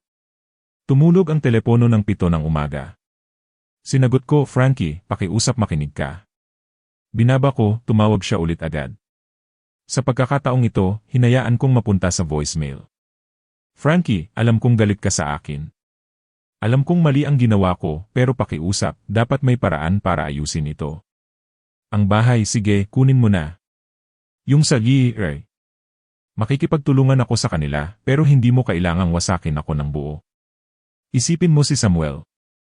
Isipin mo kung ano ang gagawin nito sa kanya. Pakiusap tawagan mo ako pabalik. Binura ko ang mensahe at binlock ang numero. Sinubukan ng abogado ni Brian, si attorney Delgado, ang isang mas formal na paraan. Nagpadala siya ng sulat kay Catherine na humihiling ng isang pagpupulong para pag-usapan ang mga opsyon sa resolusyon para sa lahat ng partido. Tinawagan ako ni Catherine para tanungin kung paano sasagutin. Sabihin mong hindi, sabi ko. Walang dapat pag-usapan. Ang investigasyon ng EA ay wala na sa aking mga kamay. Ang pagpapaalis ay isang usapin ng batas sa trust. Wala akong interes na tulungan si Brian na iwasan ang mga kahihinatnan ng kanyang mga aksyon. Desperado siya, sabi ni Catherine. Ang mga desperadong tao ay gumagawa ng mga hindi inaasahang bagay. Hindi na niya ako masasaktan pa, sabi ko. Ano nang gagawin niya? I-frame ako para sa isa pang krimen habang nasa ilalim ng federal na investigasyon mismo. Sulok na siya, Catherine. Hayaan siyang mataranta. Ang ahensya ng real estate kung saan nagtatrabaho si Brian ay gumawa ng kanilang hakbang noong Mayo 15. Tinanggal nila siya. Ang opisyal na dahilan ay paglabag sa mga patakaran sa etika ng kumpanya, pero alam ng lahat kung bakit. Ang pagkakaroon ng isang empleyado na nasa ilalim ng investigasyon sa kriminal para sa tax fraud at embezzlement ay masama para sa negosyo. Kinumpirma ito ni Benji sa pamamagitan ng kanyang mga source. Nilinis ni Kelly ang kanyang desk kahapon ng hapon. May eksena raw. Nakipagtalo siya sa kanyang supervisor, sinabing hindi patas ang pagtrato sa kanya, nagbanta na magsasampa ng kaso para sa wrongful termination. In-escort siya ng security palabas. Kung walang trabaho, walang kita si Brian. Kung walang kita, hindi niya kayang bayaran si attorney Delgado o sinumang ibang abogado. Ibabagsak siya ng mamahaling abogado sa lalong madaling panahon, iiwan siya sa isang public defender na magiging overwhelmed at hindi epektibo. Ang parehong uri ng public defender na mayroon ako sa aking paglilitis. Ang simetriya ay halos tula. Tumawag si Clara noong Mayo 21. Dad, dumaan si Brian sa apartment ko kagabi, yung inuupahan ko habang hinihintay ang sitwasyon sa bahay. Lasing siya at galit. Sisi niya sa iyo ang lahat. Ang investigasyon, ang pagpapaalis, ang pag-iwan ko sa kanya, ang pagkawala ng kanyang trabaho, lahat. Sabi niya plinano mo ito sa loob ng 2 taon, na obsessed ka sa pagwasak sa kanya. Okay lang ba si Samuel? Tanong ko. Wala siya doon. Nasa bahay siya ng kaibigan ko para sa isang sleepover. Umalis si Brian bago lumala ang mga bagay. Pero Dad, nagkakawatak-watak na siya. Natatakot akong baka may gawin siyang katangahan. Tumawag ka ba sa pulis? Hindi, gusto kitang bigyan ng babala. Inisip ko ito. Si Brian, lasing at desperado, sinisisi ako para sa sarili niyang mga krimen. Akma sa pattern. Hindi siya kailanman umako ng responsibilidad para sa anumang bagay sa kanyang buhay. Bakit magsisimula ngayon? Clara, kung kukontakin kanya ulit, tawagan mo ang pulis. Idokumento ang lahat. Kumuha ka ng restraining order kung kinakailangan. At huwag mong sabihin sa kanya ang anumang bagay tungkol sa akin, kung saan ako nakatira, ang aking numero ng telepono, wala. Okay Dad, mag-ingat ka. 2 taon na akong nag-iingat, sabi ko. Hindi ako titigil ngayon. Pero nang gabing iyon, mag-isa sa aking apartment, naisip ko ang sinabi ni Catherine. Ang mga desperadong tao ay gumagawa ng mga hindi inaasahang bagay. Lahat ay mawawala kay Brian. Ang kanyang bahay, trabaho, pamilya, kalayaan. Ang mga lalaki sa ganoong posisyon ay minsan gumagawa ng marahas na pagpili. Tinawagan ko si Benji. Kailangan kong subaybayan mo si Brian Kelly, ang kanyang lokasyon, mga aktibidad, mga kontak. Kaya mo ba yan? Surveillance. Frankie, mahal yan. May pera ako. Gawin mo. Kailangan kong malaman kung may pinaplano siya. Natahimik si Benji sandali. Sa tingin mo ba'y susubukan kanyang saktan? Sa tingin ko ang isang lalaking mag-frame sa kanyang biyenan para sa embezzlement ay maaaring gawin ang anumang bagay kapag sulok na siya, sabi ko, at mas gugustuhin kong maging paranoid at ligtas kaysa magtiwala at mamatay. Naiintindihan. Magsisimula ako bukas. Naupo ako sa aking balkonahe hanggang hating gabi, pinapanood ang mga ilaw ng lungsod. Sa kung saang lugar doon, marahil ay ginagawa rin ni Brian ang parehong bagay, pero ang gabi niya ay mas madilim kaysa sa akin. Ang kanyang kinabukasan ay sinusukat sa mga taon sa bilangguan at mga pag-file ng bangkarota. Ang akin ay sinusukat sa naibalik na reputasyon at tahimik na paghihiganti. Pero tama si Clara sa isang bagay. Hindi pa ito tapos. May 3 linggo pa si Brian bago ang pagpapaalis. 3 linggo para maging desperado. 3 linggo para gumawa ng huling tangang pagkakamali. Kailangan ko lang tiyakin na ang pagkakamaling iyon ay hindi kasama ang pagtatapos ko na patay. Hunyo 1-0, 2025, araw ng pagpapaalis. Dumating ako sa bahay sa Blue Ridge eksaktong 1:00 ng umaga. Ang sasakyan ng pulisya ng Quezon City ay naroon na, nakaparada sa driveway na pinagawa ko 15 taon na ang nakalipas. Nakatayo si Deputy Martinez sa tabi ng pinto sa harap, hawak ang mga opisyal na papel, mukhang propesyonal na nababagot. Huminto si Catherine sa tabi ko sa kanyang sedan. Handa ka na ba dito? Tanong niya. 2 taon na akong handa, sabi ko. Ang bahay ay mukhang pareho pa rin noong iniwan ko ito. Puting stucco, pulang bubong na tisa, desert landscaping na nangangailangan ng kaunting tubig. Ang aking bahay. Ang binili ko noong 1,997 sa halagang 4 milyon at binayaran ng buo noong 2011. Ang nagkakahalaga ng 24 milyon ngayon. Ang inakala ni Brian Kelly na maaari niyang nakawin. Bumukas ang pinto sa harap. Lumabas si Brian. Mukha siyang kahindik-hindik.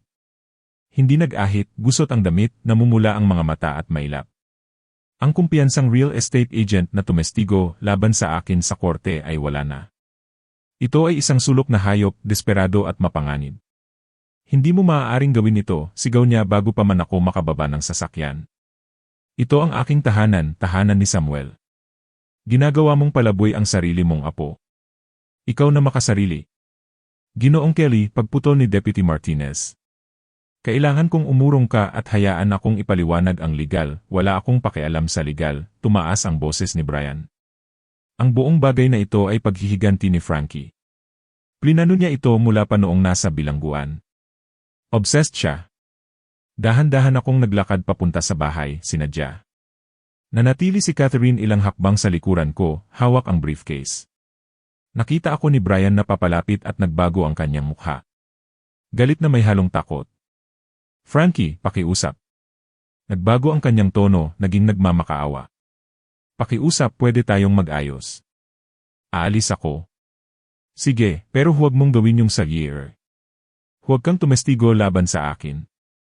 Wawasakin mo ako ng buo. Hindi ako tumitestigo laban sa iyo, sabi ko ng mahinahon. Si Cheryl ang gumagawa. Isa lang akong nag-aalalang mamamayan na nag-report ng tax fraud sa mga naangkop na otoridad. Nanginginig ang mga kamay ni Brian. Hindi sa lamig, 85 degrees na, kundi sa stress, takot, marahil withdrawal.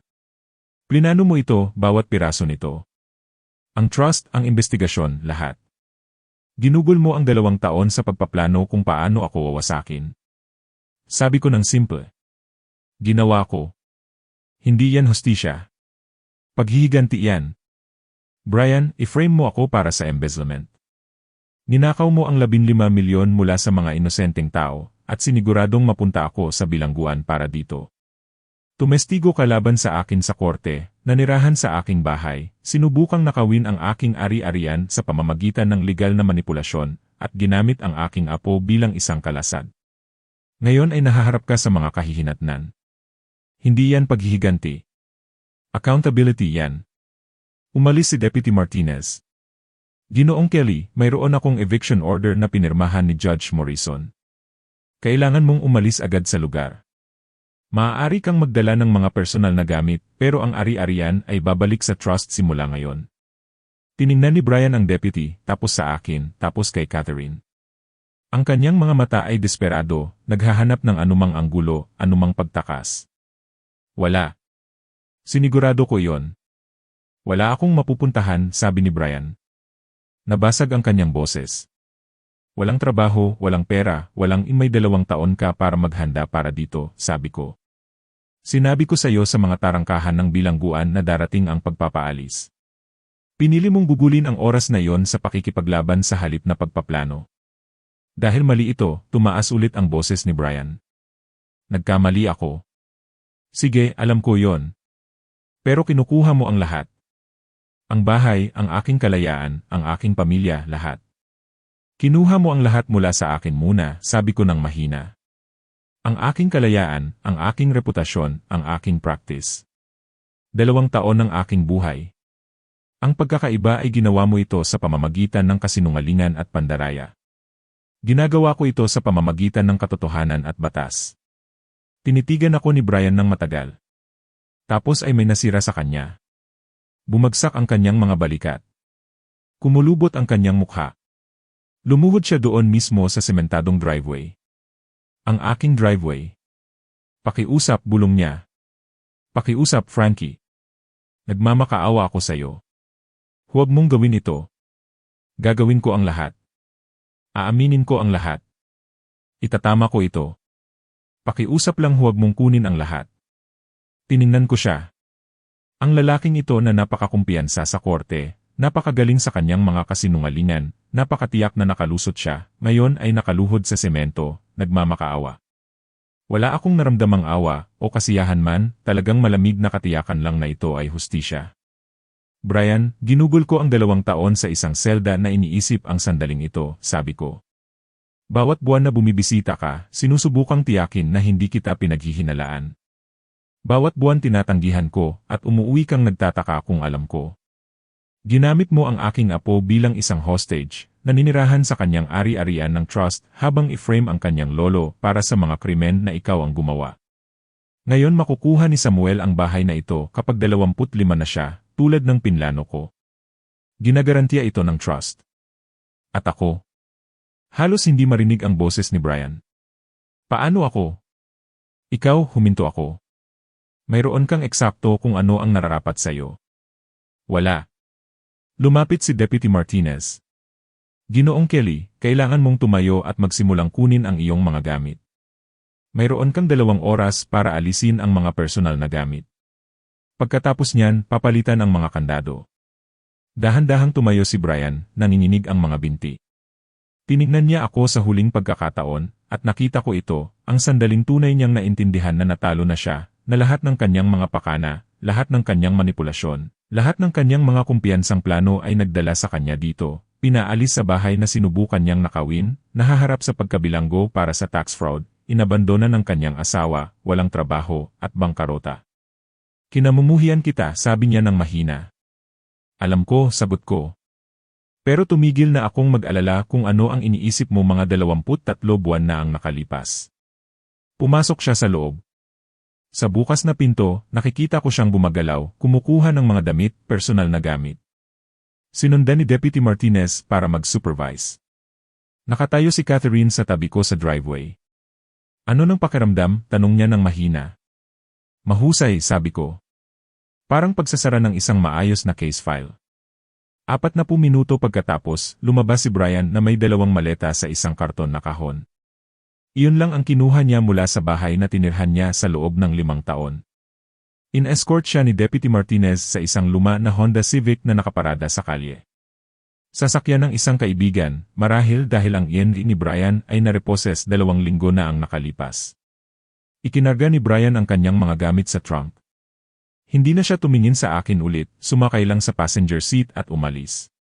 Pinanood ko ang sasakyan na nawala sa kanto. Tapos ay bumaling ako kay Catherine. Palitan natin ang mga kandado. Gusto kong inspeksyonin ang ari-arian. Sa loob, ang bahay ay parehong pamilyar at dayuhan. Parehong layout, parehong buto, pero binago ni na Brian at Clara ang mga bagay. Bagong kasangkapan, iba't ibang kulay ng pintura, mga larawan ni Samuel sa mga dingding, ang aking apo na lumalaki sa aking bahay habang ako ay nakaupo sa bilangguan. Pero bahay ko pa rin ito, lugar pa rin kung saan ako bumuo ng buhay kasama ang aking asawa. Tahanan pa rin na magiging pag-aari ni Samuel kapag sapat na ang kanyang gulang. Dahan-dahan akong naglakad sa silid, kinakatalogo kung ano ang kailangang ayusin, kung ano ang kailangang palitan. Sinundan ni Catherine, kumukuha ng mga tala para sa property manager ng trust. Sa master bedroom, may nahanap akong nagpatigil sa akin. Isang chessboard sa dresser. Luma, gawa sa kahoy, inukit ng kamay. Sa akin. Ang iniwan ko noong maaresto ako. Itinago ito ni Brian. Baka naglaro dito. Baka inakala niyang kanya na. Kinuha ko ang puting hari at hinawakan ito sandali. Tapos ay ibinalik ko ito sa panimulang posisyon nito. Checkmate, sabi ko ng mahina. Agosto 2025. Ang tag-araw sa Quezon City ay umabot sa sukdulan. Mga araw na 115 degrees na nagpapakinang sa disyerto na parang likidong salamin. Ang plea hearing ni Brian Kelly ay naka-schedule para sa Agosto 14 na. Dumalo ako, hindi dahil kailangan ko, dahil gusto kong makita itong matapos. Ang federal courtroom ay malamig na may agresibong air conditioning. Nakaupo si Brian sa mesa ng akusado sa isang orange jumpsuit, mukhang 20 taong mas matanda kaysa noong huli ko siyang makita. Ang kanyang public defender, ang mamahaling si Atty. Delgado, ay binitiwan siya sa loob ng 2 linggo, kinakabahang nag-ayos ng mga papel. Unang tumestigo si Cheryl. Kinuha niya ang kanyang immunity deal at tumakbo, nagbibigay ng mga email, text message, mga na-record na pag-uusap. Ipinaliwanag niya kung paano siya nilapitan ni Brian na may plano na humiram ng pera mula sa mga kliyente ng kanyang biyenan, kung paano niya tinulungan na i-set up ang shell company, kung paano nila hinati ang pera at tinakpan ang kanilang mga bakas. Hindi ko alam na i-frame niya si Ginoong Reyes, sabi niya, hindi tumitingin sa mata ng sinuman. Akala ko kukunin lang niya ang pera. Pero tapos ay inaresto ng inye si Frankie, at tumestigo si Brian laban sa kanya, at napagtanto ko kung ano ang ginawa niya. Natakot akong magsabi ng anuman. Takot na sapat para kunin ang 2.25 milyon at manahimik sa loob ng 2 taon. Pero hindi kailangang marinig ng hurado ang aking opinyon tungkol dyan. Inilatag ng prosecutor ang mga kaso. Tax evasion na nagkakahalaga ng 12 oras 35 minuto milyon sa hindi na i-report na kita, conspiracy to commit fraud, identity theft para sa pagpeke ng aking mga pirma, wire fraud para sa mga electronic transfer, obstruction of justice para sa kanyang maling testimonya sa aking paglilitis. Sinubukan ng abogado ni Brian na humingi ng kaluwagan.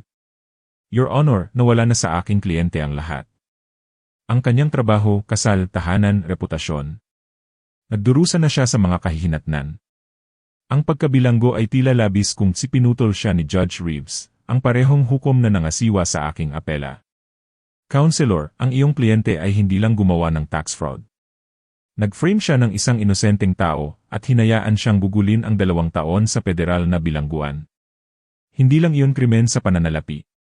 Iyon ay isang moral na kalupitan. Ang sentensya ay sumasalamin sa pareho. Tinanong si Brian kung gusto niyang gumawa ng isang pahayag.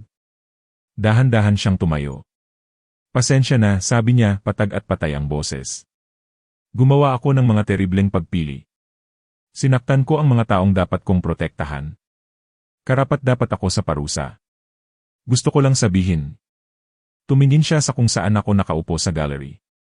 Frankie, pasensya na sa lahat. Hindi ako sumagot, hindi gumalaw, nanood lang. Sinintensyahan siya ni Judge Reeves ng 4 na taon sa federal na bilangguan, 17 milyon sa mga multa at restitusyon, at 5 taon ng supervised probation pagkatapos ng paglaya. Ang mukha ni Brian ay naging ganap na blanko. Hindi siya umiyak o nagalit o nagmakaawa, tumayo lang doon na walang laman habang inilalayo siya ng bailiff. Sa labas ng courthouse, sinalubong ako ni Catherine sa mga hagdan. Ang iyong exoneration hearing ay naka-schedule para sa susunod na linggo. Formal na babawiin ni Judge Morrison ang iyong conviction at mag-uutos ng state compensation. Magkano? Ang batas ng Pilipinas ay nagbibigay ng 3.5 milyon bawat taon ng maling pagkabilanggo. 2 taon kang nagsilbi. Iyon ay 7 milyon. Hindi nawala sa akin ang kabalintunaan. May utang si Brian na 17 milyon. Nakatanggap ako ng 7 milyon. Ang universo ay hindi patas, pero minsan ito ay mathematically interesting. Ang aking exoneration hearing ay tumagal ng 15 minuto. Nirepaso ni Judge Morrison ang ebidensya, ang testimonya ni Cheryl, ang investigasyon sa pananalapi ni Benji, ang pruweba na pineke ni Brian ang mga dokumento, at nagsinungaling. Formal niyang binawi ang aking conviction, inutusan ang estado na magbayad ng kompensasyon, at humingi ng paumanhin sa ngalan ng sistema ng korte. Ginoong Reyes, ang ginawa sa iyo ay isang malubhang kawalang katarungan, sabi niya. Sana ay magbigay ito ng kaunting closure. Dumating ang closure sa mas maliliit na sandali. Binisita ako ni Clara sa aking apartment noong huling bahagi ng Agosto. Nagkita kami sa isang coffee shop, neutral na lugar. Mukha siyang mas malusog kaysa noong huli ko siyang makita, malinaw ang mata, mas kalmado. Nasa therapy ako, sabi niya nang walang pasakalye. Inaasikaso ang mga bagay tungkol kay Brian, ang pagtataksil, ang mga kasinungalingan, kung paano ko binaliwala ang mga babala. Sabi ng therapist ko may trust issues na ako ngayon, mahina siyang tumawa. Napatas naman.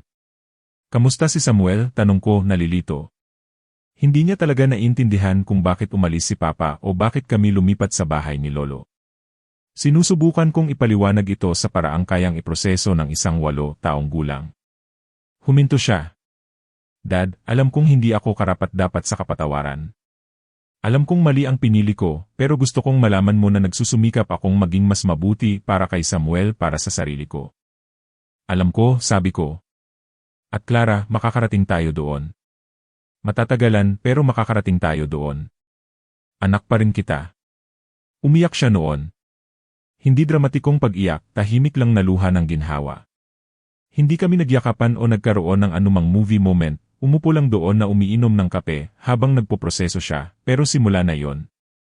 Dinala ng Setyembre ang mas malamig na panahon at mga bagong gawain. Bumalik ako sa bahay sa Blue Ridge. Binayaran ako ng trust ng isang maliit na bayad sa pamamahala ng ari-arian para mapanatili ito hanggang sa mag-negatibo 25 si Samuel. Ginugol ko ang mga linggo sa pag-aayos ng mga bagay na pinabayaan ni Brian, pagpipinta ulit ng mga silid, pagpapanumbalik ng kanyang sinira.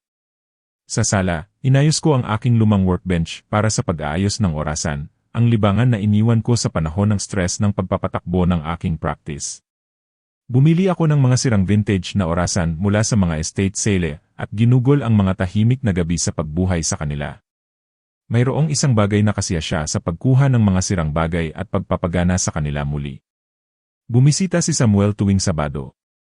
Ihahatid siya ni Clara sa umaga at magkasama kami sa buong araw. Tinuruan ko siyang mag-chess gamit ang aking lumang inukit na set.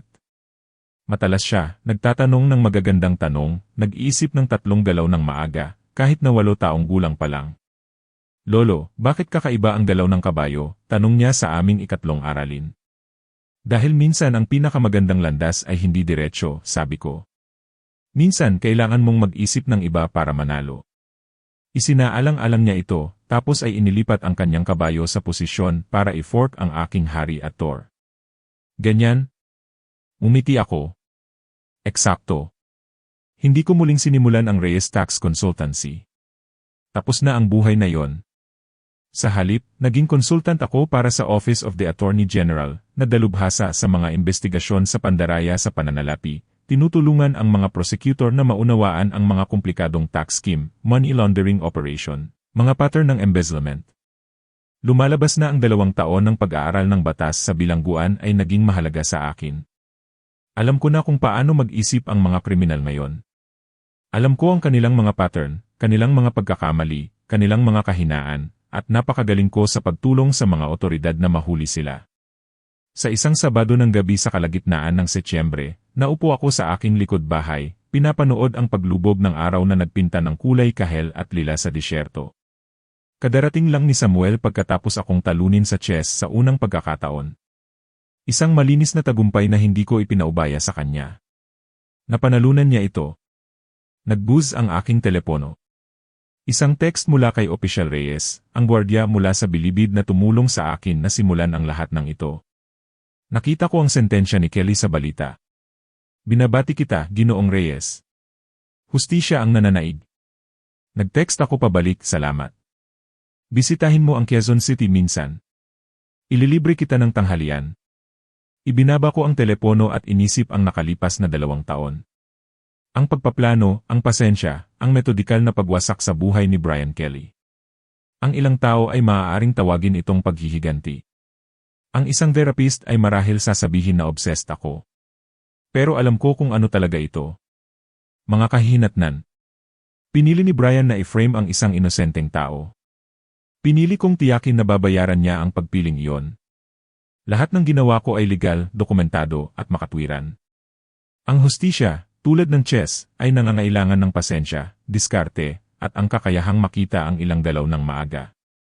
Nilaro ko ang larong ito sa loob ng 2 taon at nag-checkmate ako. Kung nagustuhan niyo ang kwentong ito, paki-like ang video na ito, mag-subscribe sa channel, at ibahagi ang inyong mga impresyon sa kwentong ito sa mga komento. Para mapakinggan ang susunod na kwento, ay click ang box sa kaliwa. Salamat sa panonood.